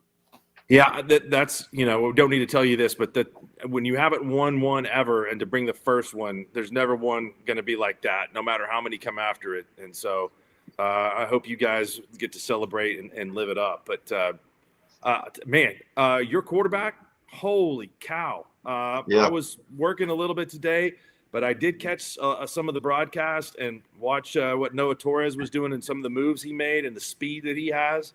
Man, that's impressive. Yeah, he's pretty special. It's while you guys were talking, I just got the updated stats from our stat guy, and he had 38 rushes for 391. I think he had six or seven touchdowns. I think he had 7. Was it 7? 7, yeah. He's pretty special, and his type of kid. He's a hard worker, always in the weight room, always doing things. He's a good team leader. And, just so proud of him, and I can't say enough about him, and he's one of those type of kids. I told, I don't know, 2 or 3 guys after the game today, they were asking me about him, and it's 4th and 8 there in the 4th quarter, and we called timeout and trying to figure out what I need to do. And he just looked, he said, "Put the ball in my hands, coach." He said, "I'll go get the first down." And, he kind of countered to the right and went left and scored a touchdown. I said, "Well, I guess that's how you do it." It makes a pretty easy call right there. Oh, that was an unbelievable play. I mean, that really was. He faked out the entire defense. I mean, that was, yeah. I would trust him. I would trust him. I feel pretty good about that. Yep. What was this year like leading up to that? I mean, you guys have been building on this for the last couple of years, and it's been a process to finally get here to the championship game and not only just get there, but to win it. Well, going into the season, we had all coaches kind of have that feeling of, hey, this could be it. This could be the year. The only issue that I was seeing going into the season was that we had to play our district schedule was rough. We had to go to Tipton. We had to go to Mountain View, and we had to play at Geary. And I thought, wow, how are we, are we going to be able to win all 3 of those games, knowing that they're going to be, extremely tough football games. We were able to beat Mountain View and Geary, pretty handily. And then, had a battle with Tipton, that first game with them at Tipton. And so just, kind of in our district and, in our district, we know that, our best spots to finish are 1st and 3rd. Second, like last year, you have to go to you have to go to either to Medford. You get past Medford, you're probably going to have Timberlake in the semis.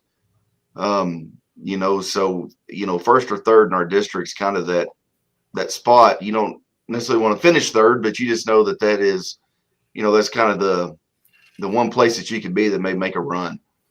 And, when we beat Tipton, we thought, gosh, guys, we got an opportunity now. We go win district, and we finished 1st in our district.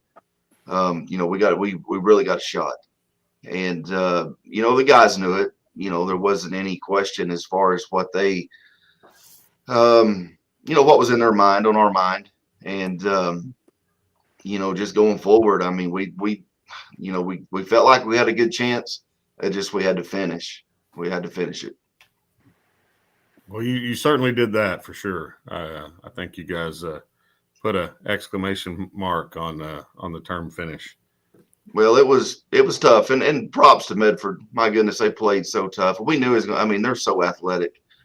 Their quarterback is extremely talented, and he's just a sophomore. You know, we played them last year in the quarters up at Medford, and they were extremely young. Lost some linemen, but all their skill kids were coming back, and so you know we knew it was going to be a dogfight. I mean, we just knew that's what it was going to be like. Coach, I've got to give I know you know this about your community, but I got to give your community a big time shout out. We, we're blessed to be able to do a lot of shows and be able to cover schools all across Oklahoma. And obviously, we can't be everywhere all the time, and we obviously try to do as much as we can to support as many schools across Oklahoma. But man, the feedback we've gotten from and positive feedback from your community and your kids, us just talking about them on our shows. Obviously, we had Chris Elrick, a former Ryan Cowboy, Sure. who's been on a handful of our shows, and so I think he got the community a little energized. But yeah, he did.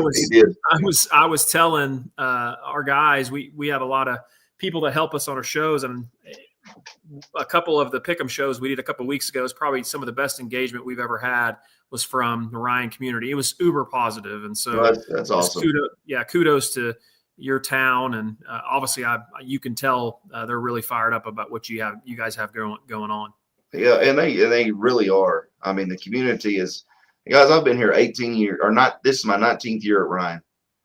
I was assistant coach under Stan Muggenberg for several years, and took over 8 years ago as head coach. I thought Ryan would be a place that I would go to for a couple of years and then, move on to somewhere bigger, better, whatever. I've never had a reason to leave. This community is just so awesome. The parent support with our kids in school, with our athletes, it's I can't describe it. I mean, it's just something that's kind of unique with this place, and it's so close knit.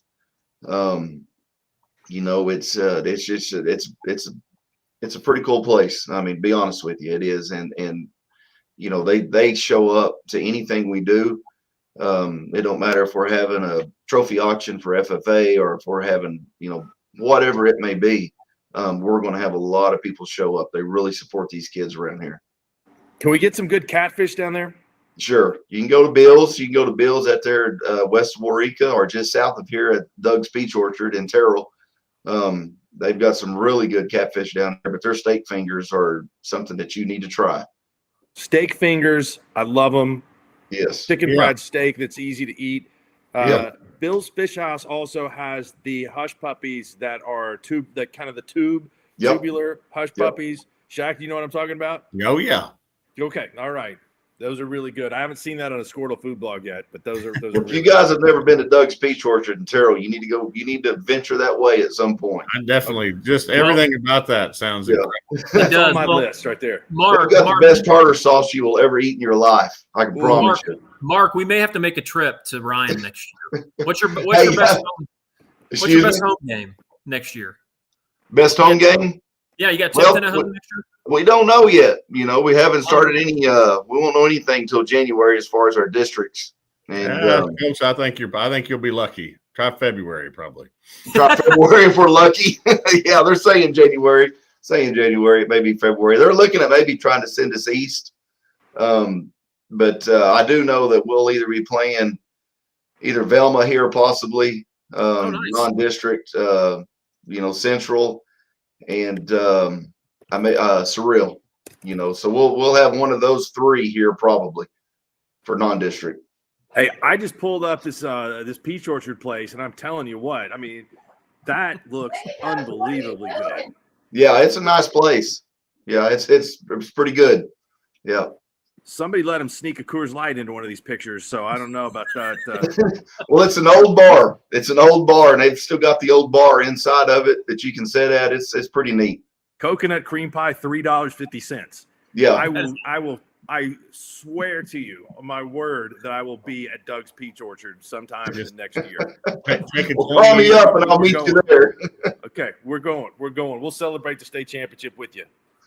Sounds good. Congratulations. Congrats, Coach. Thanks for All right, joining us. appreciate you guys. Everything you've done this year. It's been awesome. You bet. He's going to have to stretch out after that bus ride today. He's been on that bus for a long time. He needs to celebrate. I cannot do the tartar sauce. Can't do it. Really? No, What do you put it's on got catfish? pickles and mayonnaise in it, and no, I can't do it, man. What do you put on catfish? Ketchup? I mean, lemon or nothing or ketchup. Yeah, I know ketchup probably not the right thing to do, but I don't mind it on catfish, but a good Yeah. tartar sauce is pretty solid. But I The do like Bucks. mayonnaise and pickles. The Bucks are pulling away. hey, hold on just a second. I gotta let the cat in. Okay, you guys mind? No, Give me go a ahead. second. All right. Shaq, are you have Rejoice and Pahuska over there? Because it looks like Yeah, Rejoice there's been- just scored again. Yeah, it looked like so. But Rejoice scored, then Pahuska ran the kickoff back, and then Rejoice threw one up in the end zone, not to the kid going to OU, whose name I can't pronounce. Zizi Okafuizi. But it looked like Pahuska picked it off, and then it was kind of a scrum, and the refs threw up the touchdown sign. So I don't know. I don't know what happened there. So it's 42-34, and Pahuska's got it back. Are they moving the ball or they just get it back? They just kind of got it back. I can't tell what the down distance is, but they're on like the 25. I mean, they got a ways to go. Yeah. How much time is left in that one? I don't know. That's not on the stream. There's not a lot of information outside of just the game happening. 25-20 in the 6A Division II championship. Choctaw has just scored, and then now they've got the ball back. Hey guys, I just got Chris Wolfong was supposed to join us, but he's having some internet problems. He's actually come in queue a few times, but he wanted to share with me that he met a guy today from Ryan. He was born and raised there. He drove 3 days through 3 snowstorms to get to the game. Nice. That's I mean, how awesome is that? That's some passion.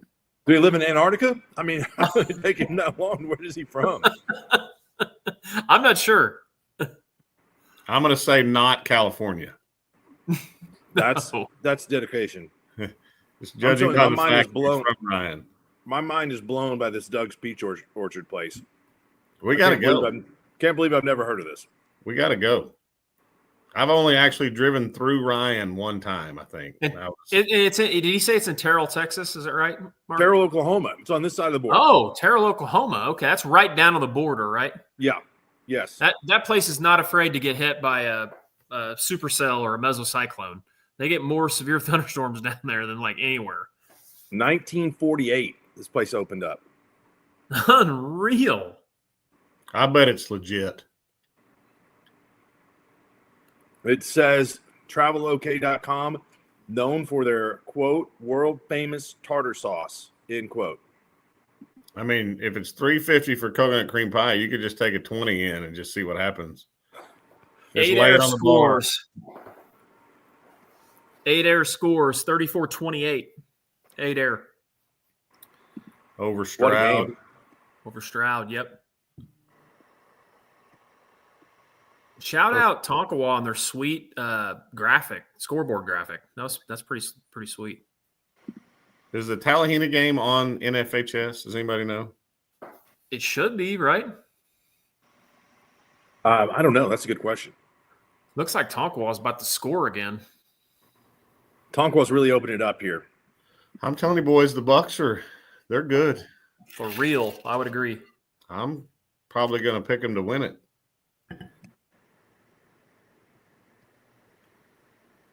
That'd be a good game. Plus, he's got Mark, a 4th down coming up. Pahuska does. Where are they at, Shaq? 30, their own 38. There must not be a lot of time because Heno just called a timeout.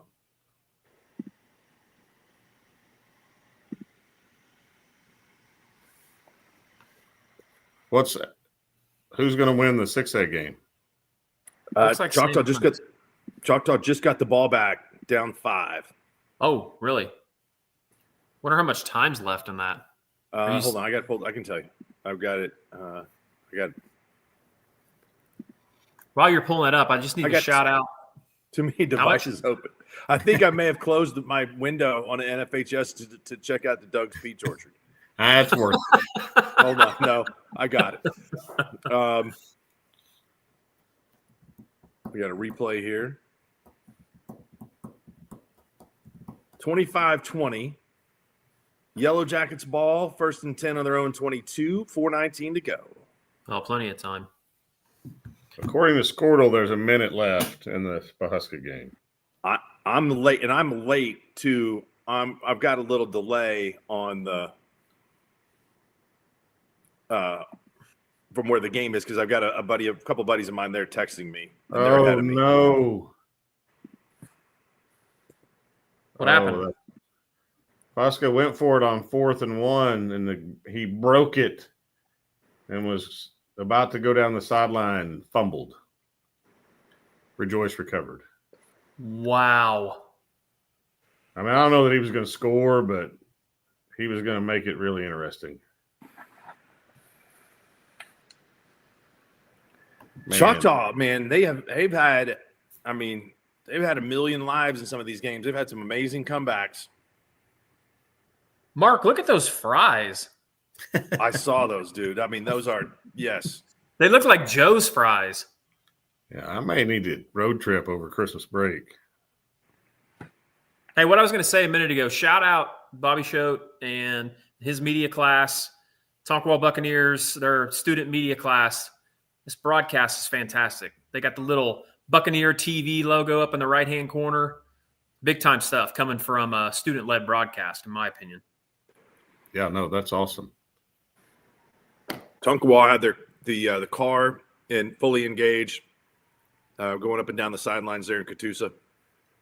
Hey, did you guys see what Tonkawa does before their players run out? The native deal? Yeah, I did see that. That's cool. How awesome is that? Yeah, way cool.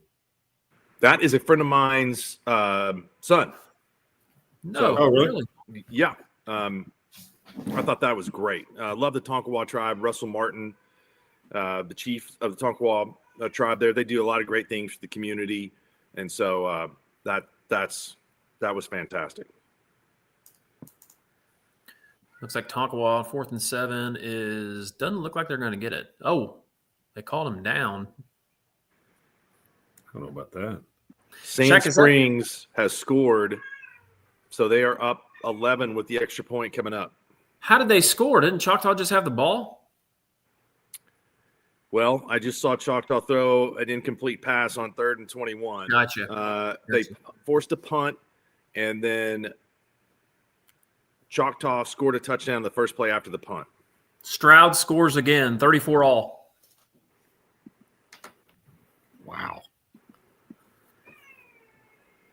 I watched a little bit of the Stroud game earlier. The Squirtle god, Corey Rodgers, just messaged me that. I like it. 2:22 left in that one. Mark, your cat is out of control tonight. Cat cannot decide if it wants to be in or out. I don't know what's going on with the cat. Now it wants back out.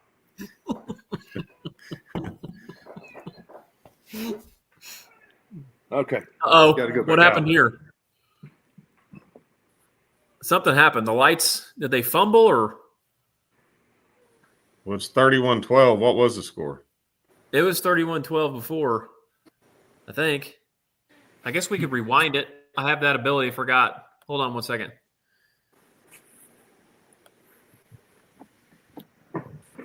Okay.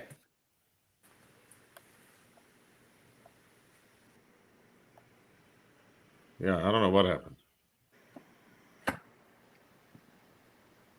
Rejoice just got a first down. This one, unfortunately for the Huskies, I think is all but decided.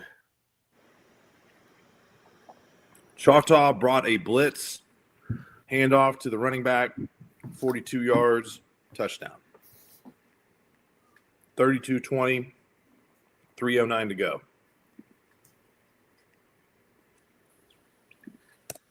Okay, so here's the replay. I started this thing over, so. Oh, I bet did they fumble? Yeah, they fumbled.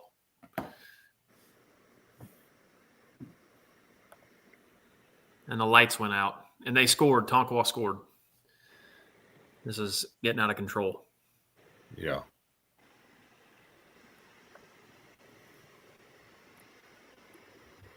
I'm trying to find the Stroud game. A lot of commercials. Oh, that's good. 34-34. Stroud's about to kick off. Okay, let me see if I can pull up the Fairland game on NFHS. BT said he couldn't find it on NFHS. Fairland and Chelsea, August 30th, 2025.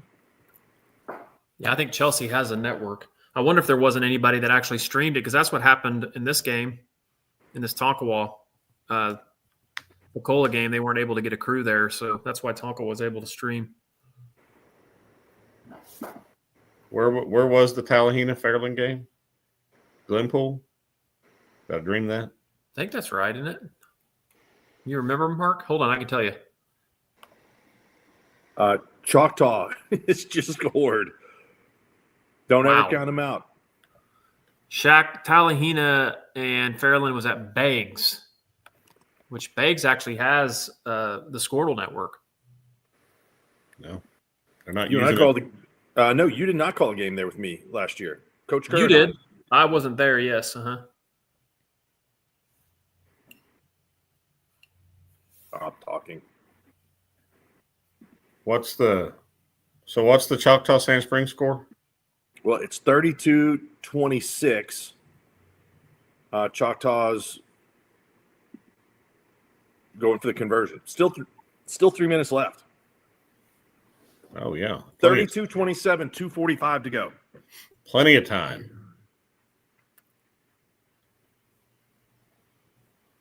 Adair's got a third down. How much time's there, Shaq? 1:38 is what it says on the bottom. I don't know if I'm behind or not. So big third down here. Have to punt it away.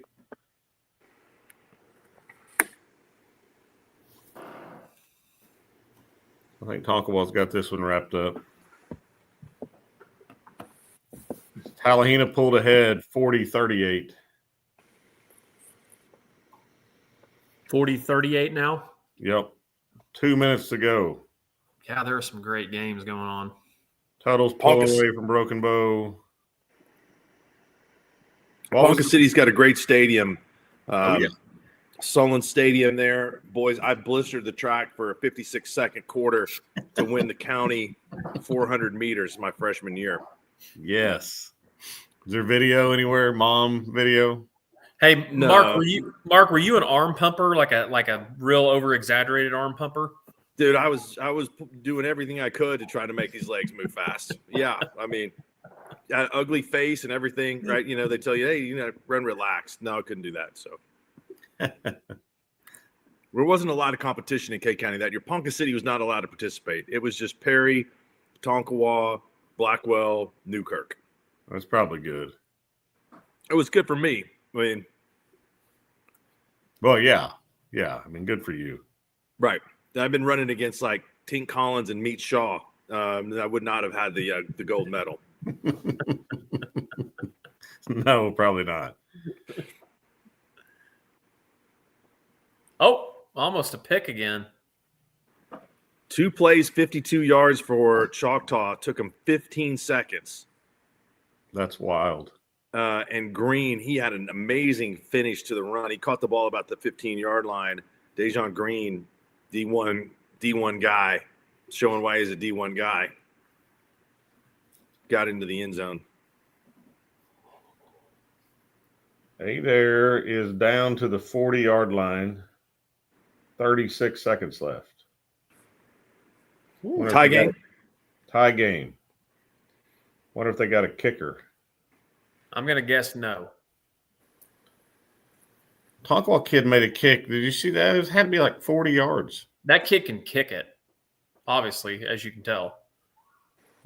In our game that Tom and I called, he drilled one from, I'd say, mid-30s just before the half against Pahuska. So, Mark, you call these NFHS games. Did you guys ever turn the camera around on yourself during the call?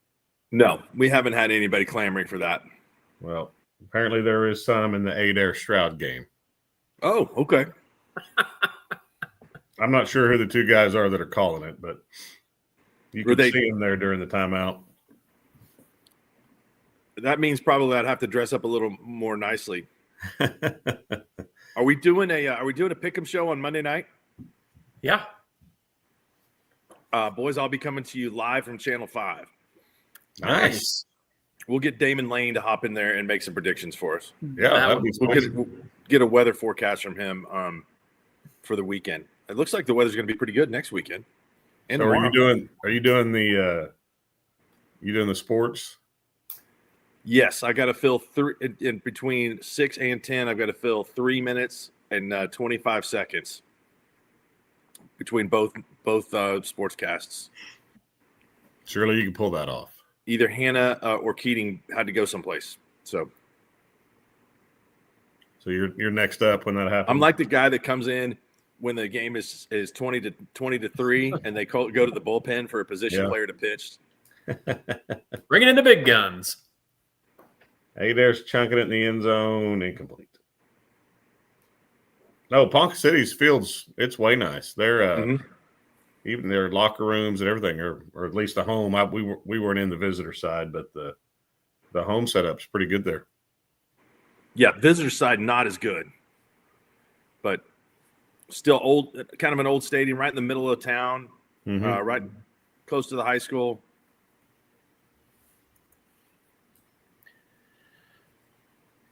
What's the update on Sand Springs game? Okay, go back there. 2nd and 4 for the Sandites, 2:37 to go.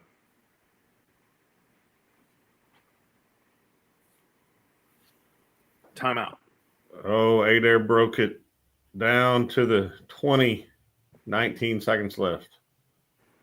What a game.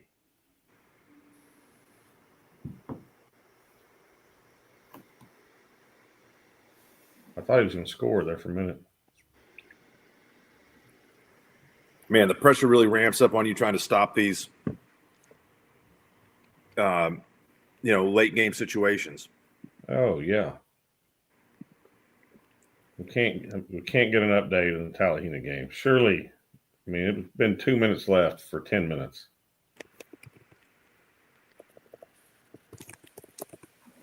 We had a score confirmed at 9:38. 40 to 38. I wonder if there's anybody there. Unfortunately, I don't know a whole lot of people in either Tallahena or Fairland. Unless JR made the trip. Isn't there somebody else? Who did we say the other day was from Fairland? Somebody from Sealing or something? One of my high school coaches left to go coach there as a head coach, Mark Gibson. And he was JR's coach. Overtime in the Stroud Adair game. See, I'm behind. Still 3 seconds left. You ruined it for me. Sorry. They're trying to field goal, as a matter of fact. He must miss. Are they really? Yeah. Well, don't mean to ruin it for you, but they miss it. Yeah. Number 69 in for the attempt. I'm way behind because they're calling a timeout now. I mean, what are we doing? Sand Springs just picked up a first down with 1:45 to go on a 3rd and 2. What's the timeout situation? I think we're about to get into victory formation here.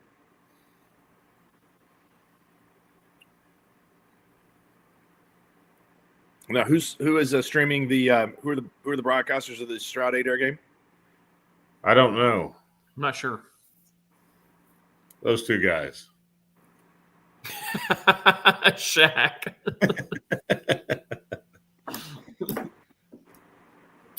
I don't know. I don't have the volume on.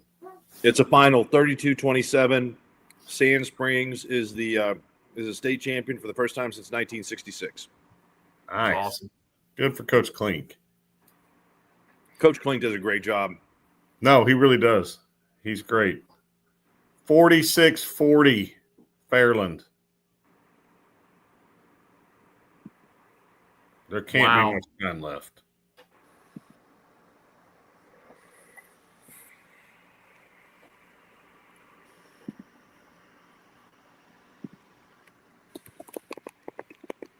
Since 1966. Yes.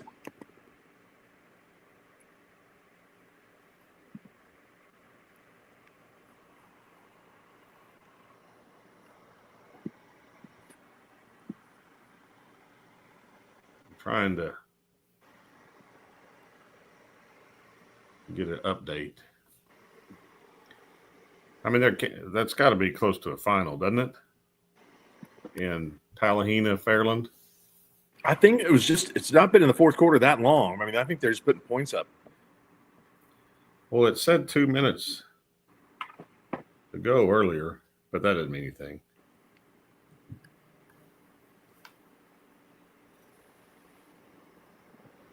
Hominy beat Fairland 36-20 on October 16th in Fairland. So apparently, famous Will Amos is at the game. He said it's 46-40 Fairland with 1 minute left. So the Golden Tigers are going to have a chance. Famous Will Amos. He could go. Emporia State legend. Oh, yeah. Afton Eagle legend. Yep. He rushed for over 1,800 yards in the playoffs his senior year. That's not bad. No, not bad. 5 games, 1,800 yards. Can we tell anything by comparative scores in Class A Division I? I mean, Pecola Tonkawa.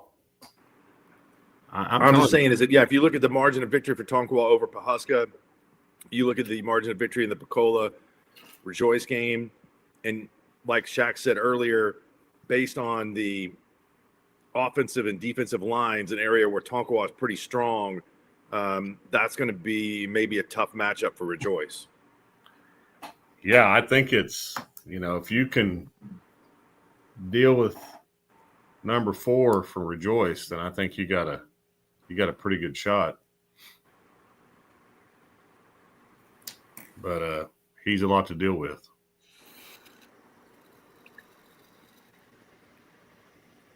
But yeah, I think it'll be a Rejoice Tonkawa will be a great football game.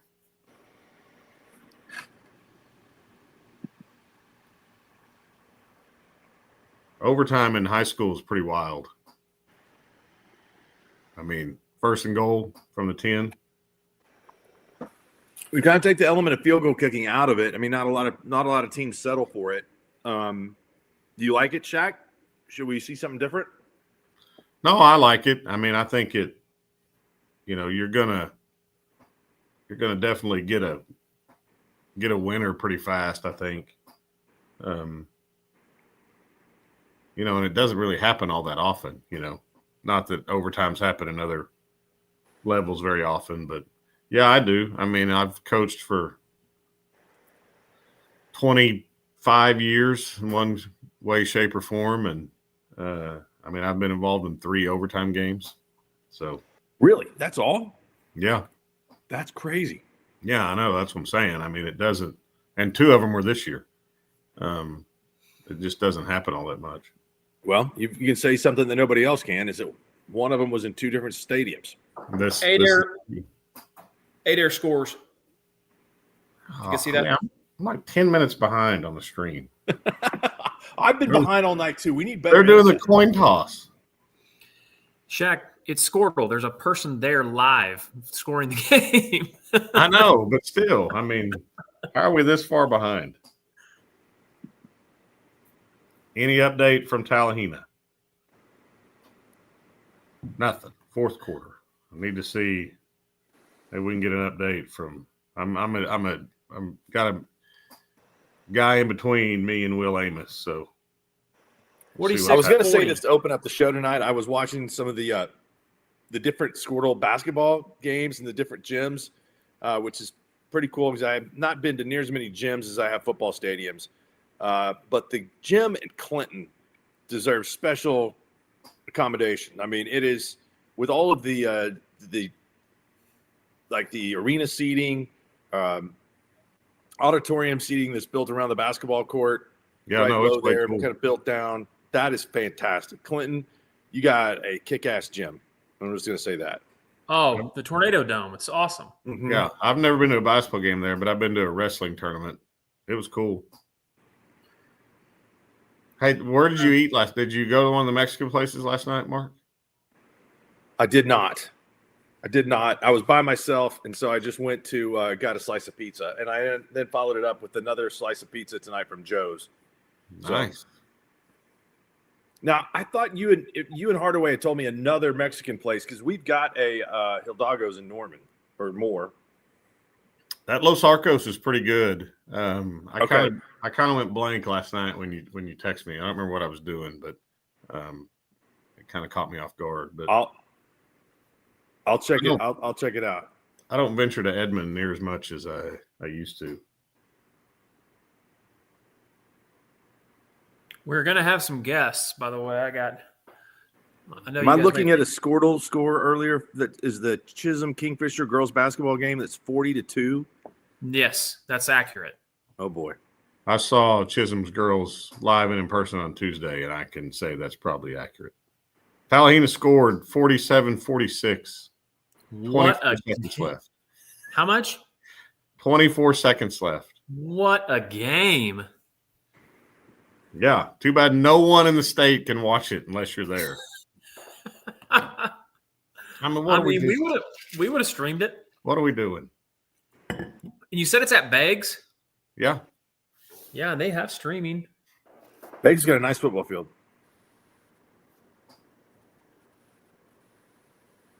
And they got an old school gym. Yeah. Don't they have one of those like FEMA domes in Beggs? Kind of like Hennessy?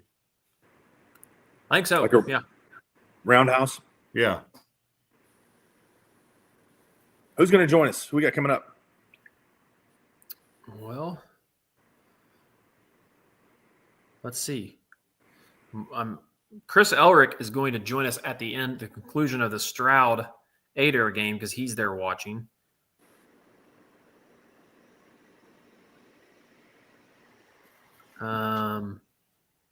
It looks like the Tonkawa Buccaneers may join us. They've been pretty good about coming on the show. Adair just now scored. Again? No, for the first time in overtime. No, they scored a long time ago. Hate to break it to you. Yeah, why am I watching? Oh, Adair 42, Stroud 40. Hopefully I wonder if that's probably not a final. So it looks like Adair scored, got the 2-point conversion. Let's see.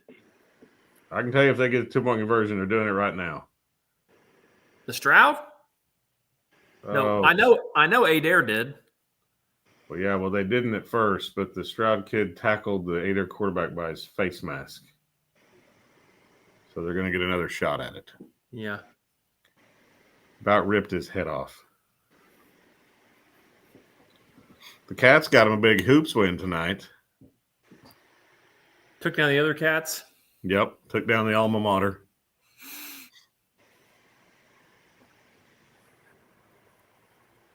But this Tallahena game's got to be final, doesn't it? You would think so. I mean, what a game. I'm going to have Kelly send it to me. What about this Adair Stroud game? I mean, 42-40 in OT. Have we asked Chris? Is it over? I'm getting ready to text him. Can we FaceTime something?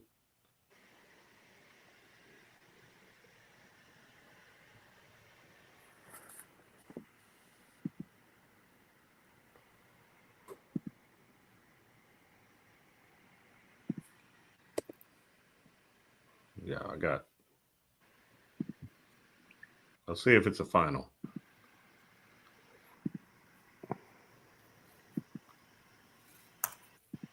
Final, Adair 42, Stroud 40. Oh, heartbreaker. Man, that is.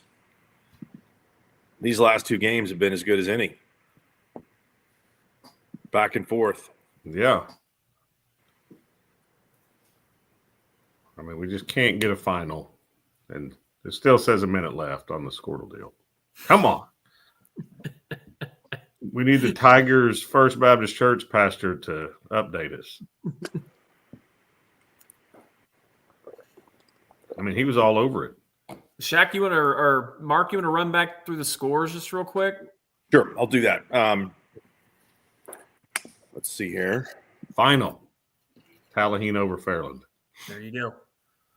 Shaq, can you get Tallahena's coach on? Right now?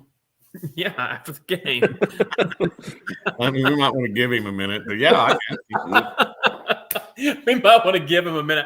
I've been hearing about how great of an interview he is. So I promise you, the post-game speech will be awesome. It'll be on TikTok too. I mean, he's kind of TikTok famous. Can you message him? See if he'll come on? What is do we know Kelly's handle on TikTok? No, but I bet if you it's not him. It's like whoever films him all the time. I bet you can just search Tallahena football and it'll pop up. Okay. Here we go. There he is. He's great. Right now, from the very first play to the very last play, man, it's a heavyweight fight. Okay, you got to play with extreme eye control, be super disciplined. Always, you got to be the most physical team out there, man. When it's over, and you'll win a football game. If you do that, exactly what we've done to this point, you're going to win a Follow. football game. Okay? I never played with eye control. That's part of the problem.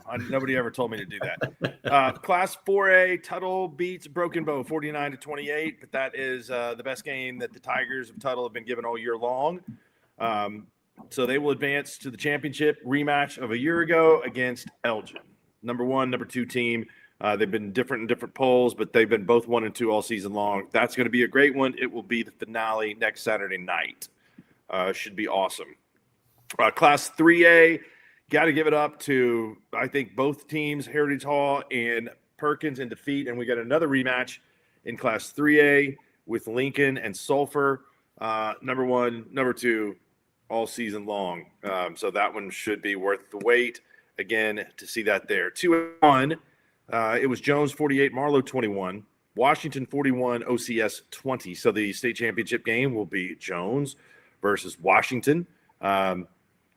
Washington was number 1, had that long winning streak coming into the season. Jones took their place the week after they lost to Sulphur. So those two teams have been 1 and 2 the entire year in Class 2A Division 1. 2A2, we just talked about having this great game. Adair wins 42-40 over Stroud in Ponca City. Coach Ellerick will join us and will give us the description of what happened there. That was the site of that great Muskogee Deer Creek game a couple of years ago in Class 6A Division 2 that came down to a 2-point conversion there, I think, in the west end zone of Sullen Stadium. Vian 21, Davis 20. So it's Adair and Vian. That's another number 1 versus number 2 matchup in Class 2A Division 2. Class A Division 1, another number 1 versus number 2. Rejoice Christian holds off Pahuska 42-34 in a great ball game. And the Tonkawa Buccaneers handled Pecola 37-12. They played some really good football. They only lost to Stroud this season. Tallahena over Fairland 47-46. So the Golden Tigers go back to the state championship game where they will face the Hominy Bucks. 44-21 winners over Allen, Hominy number 4, Tallahena number 1 coming in. Of course, we had 2 state championships handed out today, and it's been a long time coming for each of these teams. The Ryan Cowboys win it 60-30 over Medford, their first state championship. Thanks to Coach Tomberlin for coming on the show tonight after that long bus ride home, which I'm sure was a little less long after the victory. And then 6A Division 2, Sand Springs Sandites. We had them number 1 going into the playoffs. They win it 32-27 over Choctaw, and Bobby Klink celebrates the first state championship there. The banks of the Arkansas River since 1966. And we got 2 good ones coming up tomorrow. The banks of the Arkansas River. Well said, Mark. That was there's 2 banks. There's one on each side. I think we could just say the bank. It's got to be the banks. It was well placed. Have you ever driven in on Highway 51 from Stillwater into Tulsa? And it's pretty scenic right there. Yeah, it is. Going through Manford. Yeah. How about this? Courtesy of I Was at the Game. Brad Beller, 200th career win tonight. Nice. Good for Brad. Shout out Chris Wilfong, and I was at the game. He's always at the game, literally. Is that 200 at Washington, or is that that does include the wins? I think that's both, because I talked to him earlier in the year. Yeah, it's career win. Yeah. Yep. Career win 200. Stroud fumbled the snap on their 2-point conversion. Did they really? I mean, he picked it up, but it wouldn't. I mean, at that point, it was a lot of pressure. A lot of pressure late in those games. Yeah.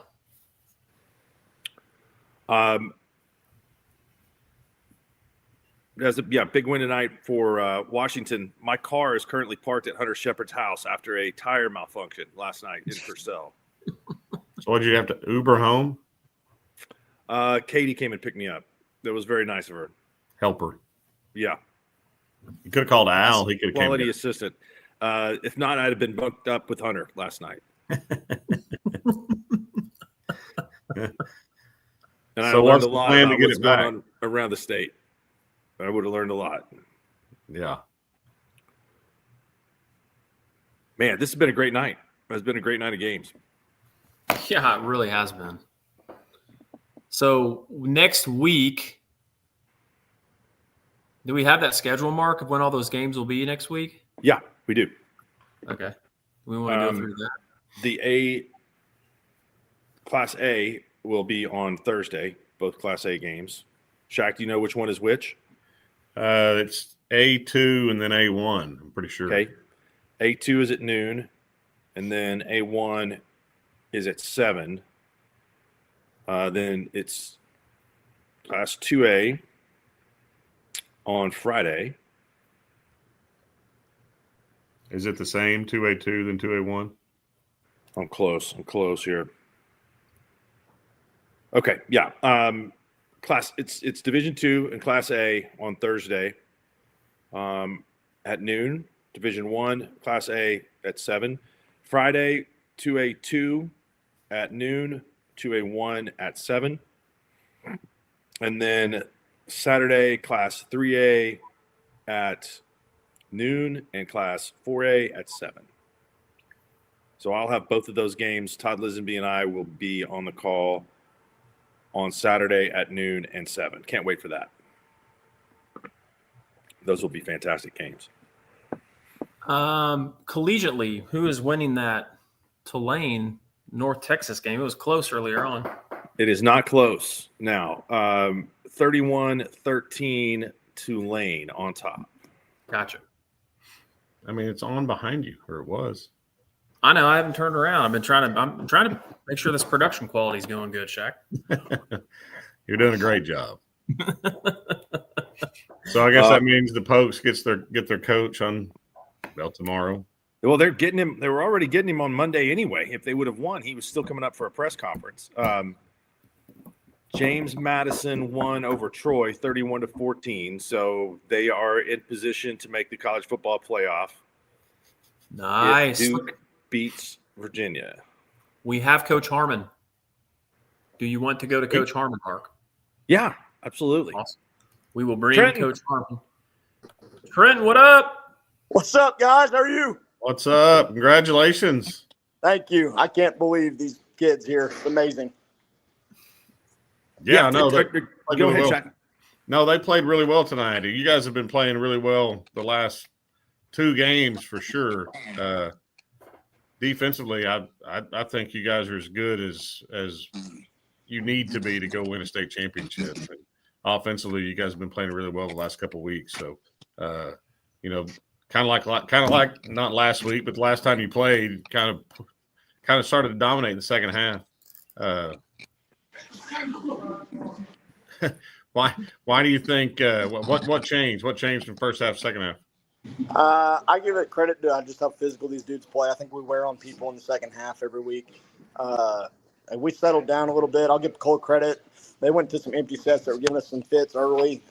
Again, once we got settled down, though, the physicality came in, and then our O-line took over like we were hoping. We started running the rock. So just physicality. As long as we're playing physical, I like it.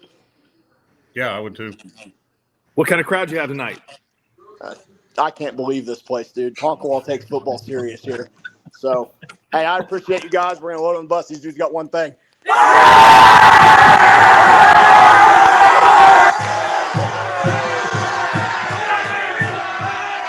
Congrats. That's awesome.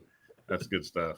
That's a good point, Shaq, on talking about what those guys have done in the second half. Like, they got pushed by Minko early, and then this game was kind of going back and forth, and it was 10-6, and Pecola had the ball. It looked like they might be able to take the lead, but then Tonkwall had that explosion in the third quarter where they just put it away really, really fast. So should be a good one.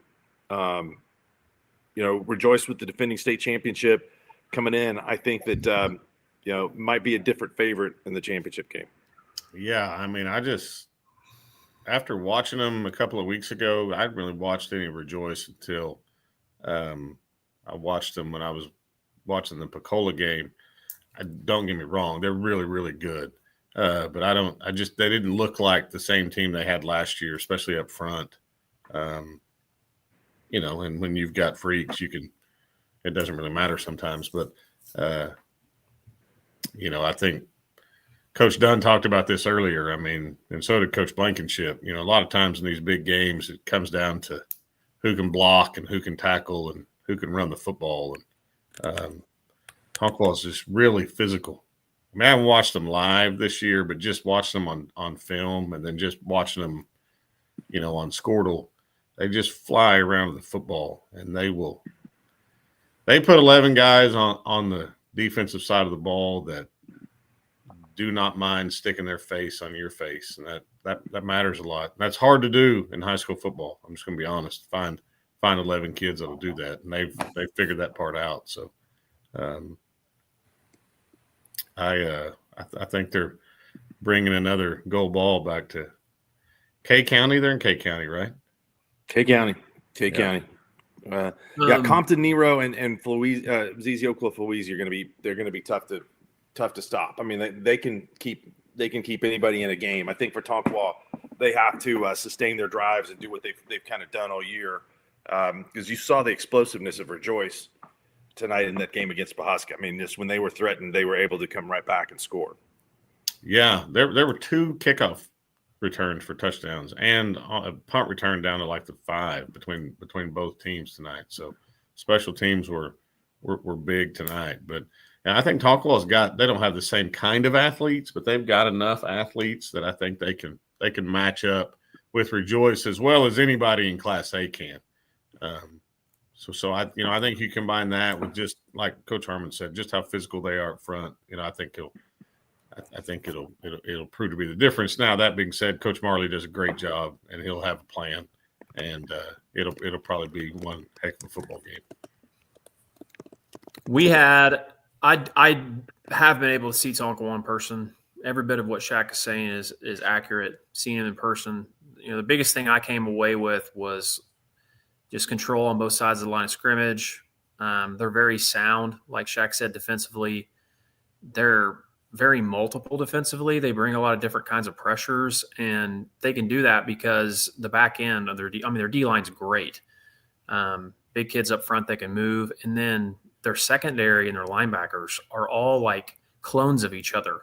They're all like 6 foot to 6'2", 175 to 185 pounds, and they can move all over the place. And when you're playing the level of athlete that Rejoice is going to put out there, because Rejoice is, as we know, has not only 2 of the best athletes in 2 of the best athletes in the state, and 2 of the best athletes in the nation. I mean, quite frankly, playing on that team. And if you're going to be able to somehow find a way to beat them, you're going to have to be able to match them somewhat athletically. I would also say I've seen Rejoice just bits and pieces of them this year. Mark and I saw them last year against Fairview, and I just thought they overwhelmed Fairview. And obviously, when Bernard got hurt, it made it super difficult for Fairview to have a chance in that game. But I would agree. I think this is a game that if Tonkawa can control the trenches and can be the more physical team, and then can limit the big plays, that I think you could see Tonkawa winning it. I could also see Rejoice winning it, just because, like Shaq always says, and all of us say, teams with the best players, a lot of times that's a good recipe for a victory, especially, state championship type games. Usually the teams with the best players wins. But I think, man, it's going to be an absolute classic state championship. Matter. Can Sulphur pull off the unthinkable? Coach Cole was pretty confident last week that he thought that they could. And Heritage Hall gave Lincoln at least a contest tonight. And I didn't think we also talked with Brett Bogert, and he seemed pretty confident, and rightly so, that they were going to show up, because they've gone up against Lincoln Christian more than their fair share and held their own. So that's going to be a good game. I would say yes, they can. I'm looking forward to seeing Maddox Mobley and just seeing what kind of player he is. Are you calling that one? Yes. Yeah. What other game do you have, Mark, next? I have got both the Class A's and then the 3A, 4A. Nice. Well, you better study up on TikTok this week. You'll have some questions for Coach Travis. I texted him earlier. I got nothing back. So my guess is he's still celebrating. He probably didn't have his phone out on the field. Okay, I told you guys a little bit earlier tonight that my first cousin's son was going up against Frisco Lone Star tonight. Frisco won it 58-38. That score corrected because it keeps going back and forth. I'm on Dave Campbell's website. It was they had it one time at 59-58, but it was 58-38 the final. Good grief. Have you guys ever been down to the state championships week in Texas? I've watched them all on the Fox Sports channels. You haven't been live? I've not been live, no. You need to go. I haven't been. I want to go. I thought about doing it this year. I want to go watch like the Thursday, Friday morning games. I've been down to the Friday night, Saturday, watch the big schools, but I want to go down and watch the small 11-man, the 2A, 3A games. I think that'd be really cool. It's a wild scene, though. I mean, they pack them in down there. Aledo, they played that game tonight at the Star, so the winner of it gets Aledo, who beat Denton Ryan tonight. Aledo typically puts out a decent team. Shaq. Oh man. Got a shout out from Becca at Vipe. What's up, Becca? Where's saw Becca on Thursday. She was out there with Rod delivering the programs. It was pretty cold. It was pretty cold when they showed up. Yeah, that noon game was kind of chilly at first. I wonder if Rebecca was at the game in Bristow tonight. Who played in Bristow? Lincoln and Heritage Hall. Heritage Hall. There is a great, I can't remember the name of it, but there's a great hamburger place almost right across the road from the football stadium in Bristow. Convenience store? No, it's like, it looks like one of those, like old timey, like it's got a bar with, like 12 stools in it and then like, 7 or 8 booths. It's cheaper if you pay with cash. It's legit. I need to Okay, ask, I got some stats from WashingtonWarriors.tv, TJ Scholes.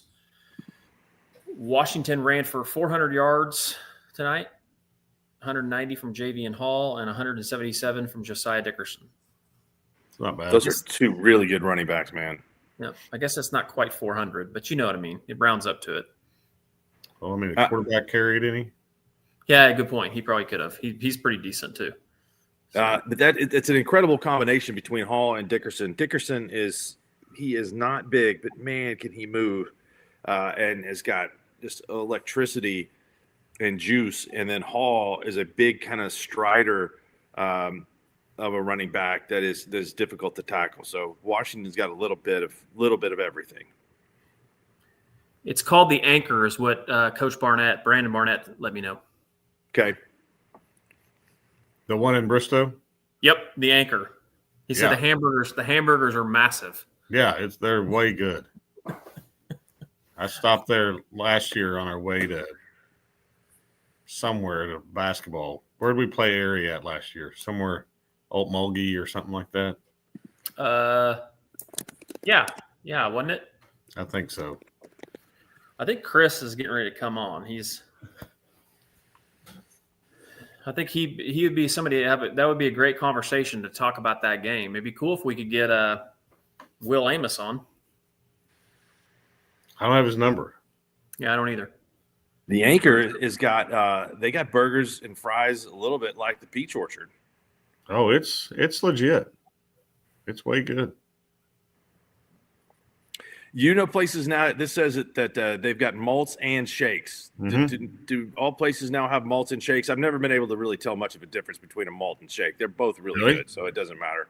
You can't taste the malt when they put it in there? No, not really. I just taste the ice cream. Yeah, no, they advertise it like it's, there's like a sign when you're walking in that says that they have both. I mean, if there's anybody out there, for one, our coverage of the sports tonight was top notch. The coaches, I mean, it's awesome that these coaches always jump on. They give us their time, but the food tonight, of all of our recap shows, tonight has been the night where we've taken the food up a notch. Would you guys agree with that? We started with the Flamingo and Swisher's Adventures. That was an early comment. The Peach Orchard got brought up. Help me out from here. I mean, the Anchor, Flamingo. Yep. I feel like there was another one.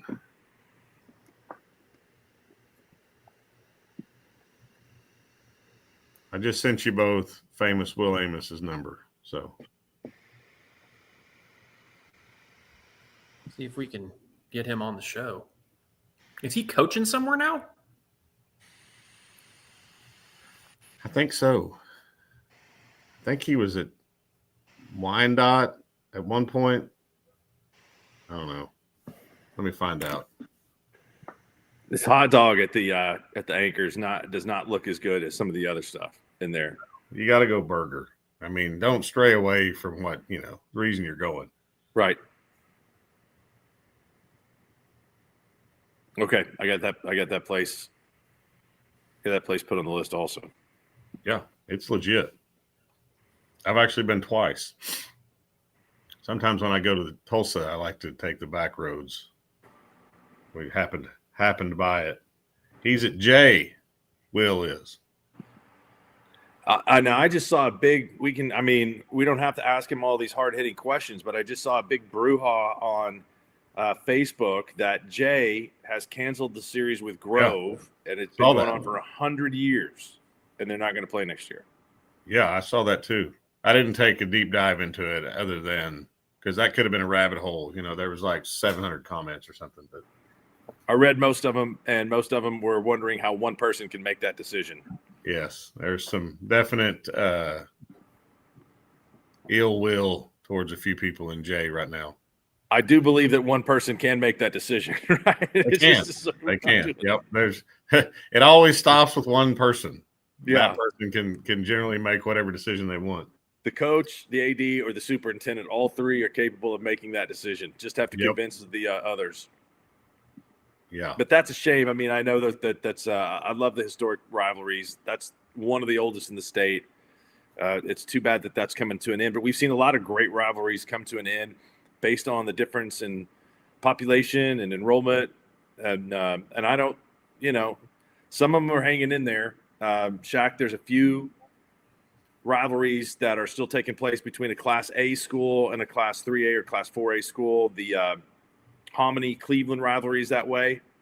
There are a few others, but man, I mean, if you're a smaller community, to just see that rival just keep getting bigger and bigger and bigger and bigger, it's tough to maintain competitiveness. Yeah, I have a feeling it's going to happen to us at some point.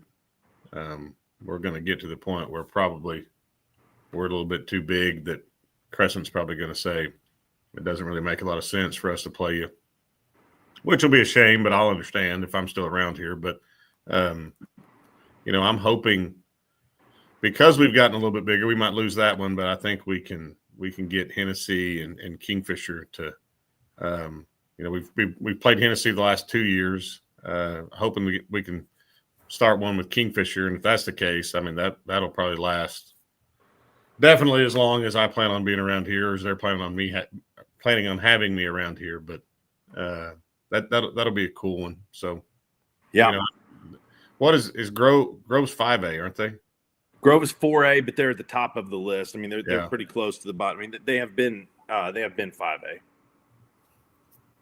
Yeah, I mean, I kind of get it, but the Cleveland Hominy one's pretty wild. I mean, they were playing when Cleveland was 4A, weren't they? Weren't they still playing? Yeah. There's not many 4A games. There's one other one, I think, if I'd have to think about it. Doesn't Marlowe somebody pretty big? Marlowe Chickasha, but that's a 2A, 4A right now. Yeah. But that in time had been a 5A, 2A matchup. It is cool for some of the schools that have played each other year in, year out, like Sand Springs and Sapulpa, one of the oldest rivalries in Oklahoma. The two schools have basically stayed the same size all the way through. Eufaula, Chakotah, another one. Yeah. Schools have stayed the same size.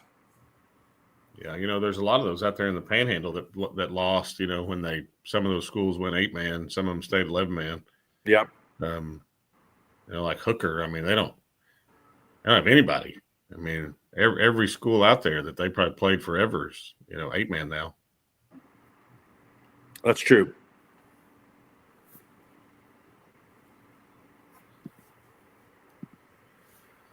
What's Chris doing? Driving? I have no idea. That's his phone lost service all of a sudden. Where were they at? No, they weren't Bags. Ponca. I think we don't need Chris. We're going to be able to get Adair on. How about that? I'll just bypass him. Yeah. Cut out the middleman. Yep. Cut out the middleman. It looks like Sweatfigure is going to help me get Brady on. So great. Give me 5 minutes. What? So. Brady's not the oldest. Isn't there another one older than him? I think you're right. Because we went up there and played like in 2009, 10. I can't remember. Yale dropped us, and I needed a game, and somehow Adair was open. So we went one time to Adair.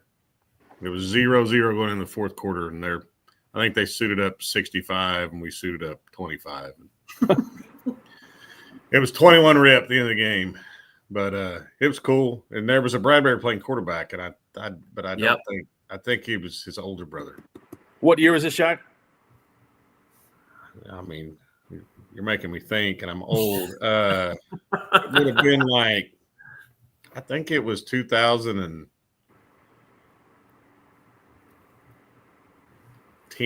I'm probably getting a text right now that's telling me. 2011. B.J. Bradbury was the quarterback. Yeah, 2011. Nick Friesen seconds the best burger in Enid as the Flamingo. Nick, great job with the Enid News and Eagle, also Northwest Oklahoma Sports podcast. I would happen to agree with him. Oh, it's way good. Aren't they on like their third different owner since the original? I do. Well, the original was there for a long time, and then I think they went through 2 different owners, but it's still really good. They've obviously been able to keep the same recipe. They kind of like try to change the menu up like a little bit, and then which I don't think was necessarily a bad thing. I think they just put too many options on there, and then they kind of have gone back to the original menu, but they have a few more sides now. So I don't remember the chili cheese tater tot being an option last time. Yeah, I don't think they were. Like, that's what I'm saying. Like, they added like tots and stuff. You used to be able to get chili cheese nachos, which you still can. Oh yeah, like those are awesome. But yeah, the tots and some of the sides are recent additions. What about the pickled egg? Oh yeah, I get a pickled egg every time with hot sauce, salt and pepper. You got to. And so you're saying the burgers have some kind of special seasoning on them? I mean, that there's a recipe, or I mean, it's not. There's the flat top that's been there for 45 years. That's all you need. Same right? flat top. Yeah, same flat. They kept the same flat top. That's why they taste the same. I'm telling you. I mean, Mark, you've had one, right? No. Oh my, that's blasphemy. No, I know. I have not. I mean, you need to go tomorrow. You know, he's not playing. Well, I mean, what I'm else? telling you, the Flamingo Burger is so good. Meet Adam, make him buy you lunch. All right, looks like we got Chris Elrick. You guys want to go to Chris? Yeah. All right, here we go. Coach Elrick. What's up? Are you driving, or did you make your boy drive? No, make Carrie drive. Yeah, good. She loves driving at night and weird places she's never been, so this should be a good adventure. Help her. Yes. So what happened? What happened in that game tonight? Was it back and forth, and how does it look? It was all that plus a bag of chips. It was a really, really good high school football game. Two, I guess, diametrically opposed offenses, but man, 22 kids on the field laying it on the line every single snap. I mean, a lot of guts, a lot of heart, and I know somebody's going to win and somebody's going to lose, but it was it was a really good high school football game. Adair gets a pick six the last play of the first half and goes 99 with it. Which was a huge momentum play. I think that put Adair back up 16-14. Stroud was trying to punch it in and go up 2 scores. Pick last play of the first half. They house it. But then Stroud gets the first series, gets the kickoff for the second half, goes on a drive, a short drive, broke a long run, goes down and scores. Stroud ends up being up a couple touchdowns. Adair comes back, takes the lead late in the fourth, and goes up 6. Stroud gets it with about 3 minutes.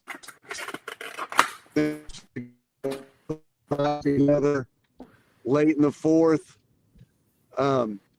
just miss on a couple big plays and end up with a 4th and 8 from probably the 25, 30, and go reverse pass, pitch it back to the quarterback. The kid that started the reverse wheels down the sideline, touchdown. Had a chance to tie it up with the PAT. Something funky happened, missed the PAT. Goes overtime. Adair scores, gets the 2 point. Stroud scores, gets tackled, no 2 point. Ball game. What a game! We were following it. What a game! It was a lot. It was active, to say the least. Just real quick, just because I'm close to a lot of these kids. First of all, I thought Stroud's coaches, both sidelines, well coached, hard fought. Coach Presley called a heck of a game on offense.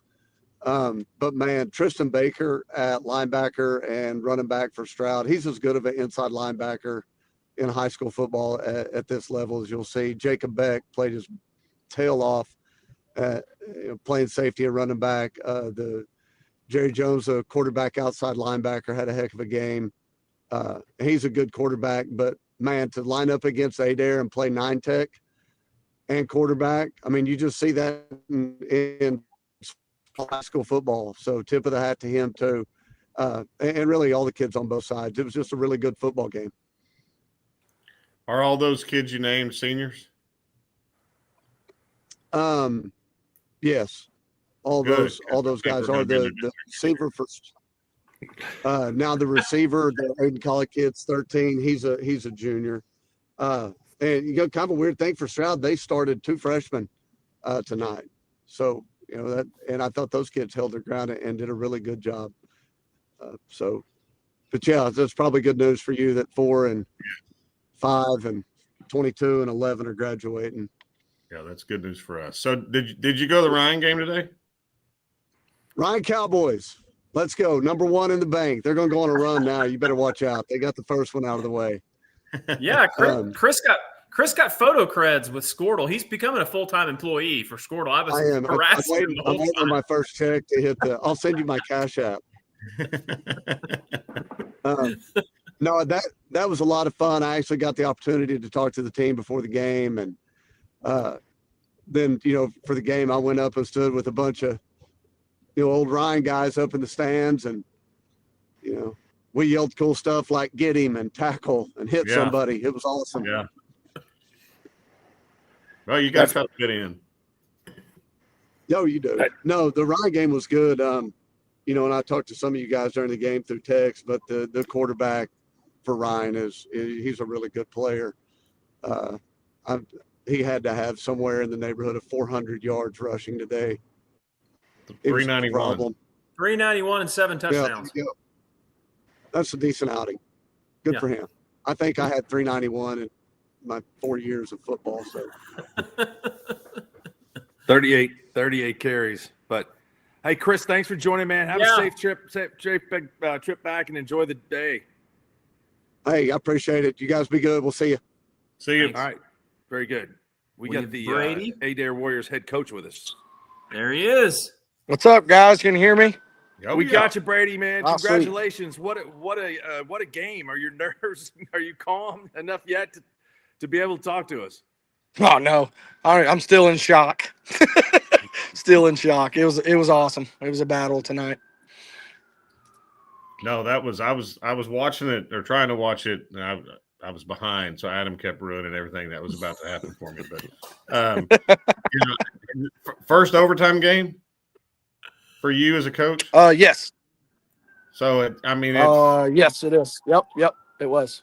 So they won the toss, went on defense. So you scored and went for 2. Did you think about kicking an extra point? No, we went for 2 all night. We tried to kick a field goal to win it, but we missed it. So that kind of told me we need to go for 2. Yeah, well, that makes sense. Well, congratulations, man. That was those police are going down to the Fox. Yeah, come to get us. So how long has it been since Adair's been in the finals? 2015, 10 years ago, actually. So Coach Lippy and them, good team.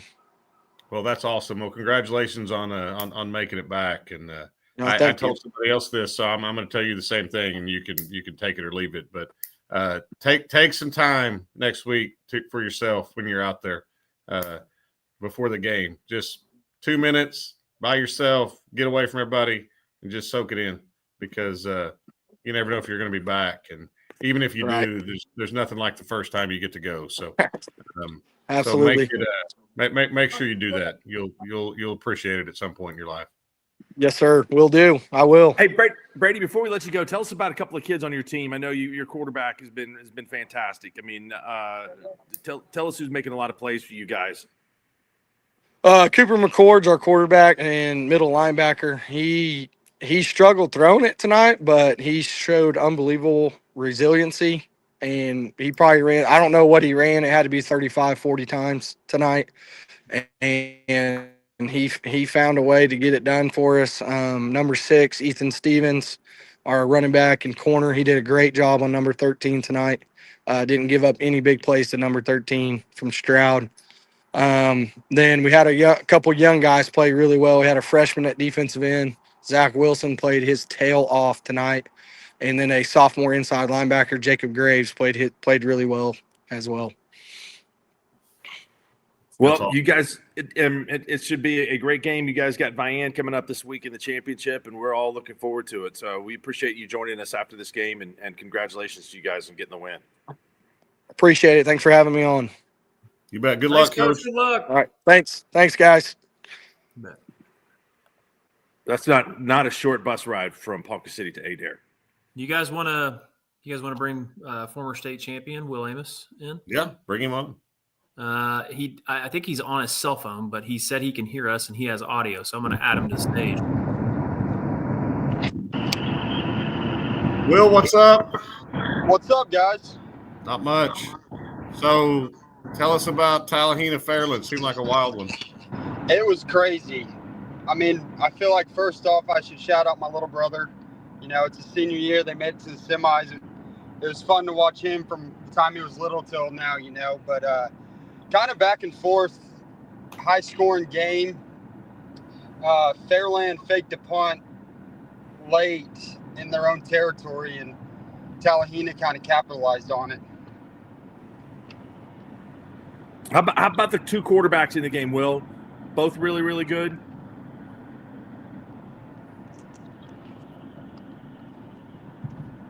I think we lost you. Oh, there he is. I don't know what happened. There he is. Yeah. How about the two quarterbacks? Both really, really good?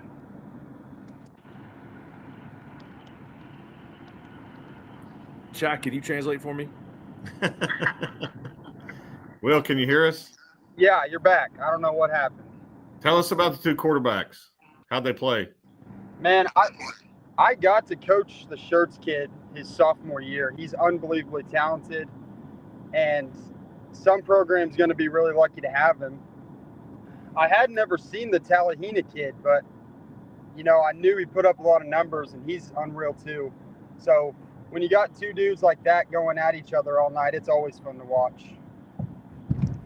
Yeah, I mean, it seemed like it was legitimately whoever gets it last gets the win kind of a thing. Absolutely. Fair assessment? Yes, absolutely. I thought, you know, when Tallahena scored with 24 seconds left, I'm like, well, you know what? They've been going back and forth. 24 seconds seems like a lot of time. Thought Fairland might have another chance to go on and score. Yeah, no, we were following along on Squirtle. It was wild. Every time I thought, well, surely that's going to be it, then there was another score. So I'm sure for both coaches and anybody directly involved in the game, it was probably a horrible situation. But for just a casual fan watching, I'm sure it was an awesome football game tonight. It was awesome, but I mean, you could kind of tell it was just whoever got the stop. You know, I think they stopped each other twice the whole game. It was just really high-powered offenses. Well, Will, we appreciate you coming on, man. Be careful driving back. Well, I appreciate it. Thanks, guys. Yeah, you Thanks, will. Will. See you. See ya. Got the final box here from the 6A Division II state championship game, and man, this was it was just even. When you look at some of the numbers here, Sand Springs out first down, Choctaw 16-14, 147 yards rushing to 114. Choctaw threw for 219. Sand Springs threw for 191. That makes the total offense 338 for Sand Springs, 333 for Choctaw. Wow. So that's about as close as you can get. Looking in here for any turnovers. Yeah, I was looking for turnovers. No points off turnovers for either team. One interception for Choctaw. That was one interception that was thrown by Sand Springs, picked off by Choctaw. That was it. So Easton Webb finishes his career 14 of 20, 191, 2 touchdowns. Dominic Forbes, who is a junior, will be coming back next year for Sand Springs. 6 catches, 68 yards, 2 touchdowns. His touchdown totals for a career, let me look at this because I've got that written down here. The last 2 years, Dom Forbes now has 34 touchdowns receiving. And so he's got another year to go. That's pretty impressive. Titus Hawk, big-time recruit, caught a touchdown pass in the game for Choctaw. Meyer Morgan, really extremely elusive running back, ran for 66 yards and 2 scores. And Sand Springs gets it done, knocks off Choctaw, and wins the state championship. So congratulations to them. Big night from Brock Odell. He ran for a touchdown and made 13 tackles on defense. So he got his money's worth playing on both sides of the ball. Yeah, for sure. There's been some – Sorry, Brock Odell ran for 3 touchdowns on the night. There's been some I mean, historic state championships this weekend. I mean, Ryan winning their first one ever. Sand Springs winning their first one since the 60s. I mean, it's pretty cool. You know, it's pretty great way to start off the first weekend of the state championships. Well, fellas, I think if you guys are ready, I think we could probably call it a night. What do you think? Yeah, get ready for another big day tomorrow. So it was a lot of fun. Thanks to all our guests tonight that stopped by and gave us some time. And looking forward to the games tomorrow. Yeah, be sure to tune in NFHS. Tune into all the games. Mark is calling the Bixby Owasso game, correct, Mark? Yeah, calling both. I'm calling both games okay. tomorrow. Yeah, you better rest up. I know. I probably need to get some sleep. Get your beauty rest, Mark. Shaq and I will not be calling games tomorrow. So no, we won't. I may meet up with you and we can go to what was it called again? The Cotton Patch, the Peach Patch, or down in Ryan. Yeah. I mean, why not? What else we doing? Doug's Peach Orchard. Yes, Peach Orchard, Doug's yes. Peach Orchard. Yeah. We need to I get mean, them there's to no OU sponsor. game. Traffic will be light going down. Yeah. We need to get them to sponsor the Friday night recap show. Friday night recap show sponsored by Doug's Peach Orchard. Yeah. Well, Mark, thanks, man. I appreciate you. Thanks, Shaq. Thank you guys. It was a lot. It was a lot of fun. Yeah. And so we'll have a lot to talk about in the next couple of weeks. So, boys, thanks for all the guests tonight. Thanks, Shaq. Thanks, Adam. We'll see you again soon here on another Squirtle Friday Night Recap. Brahms is bringing the heat. Introducing Brahms new spicy chicken sandwiches. Flavor this good just can't be beat.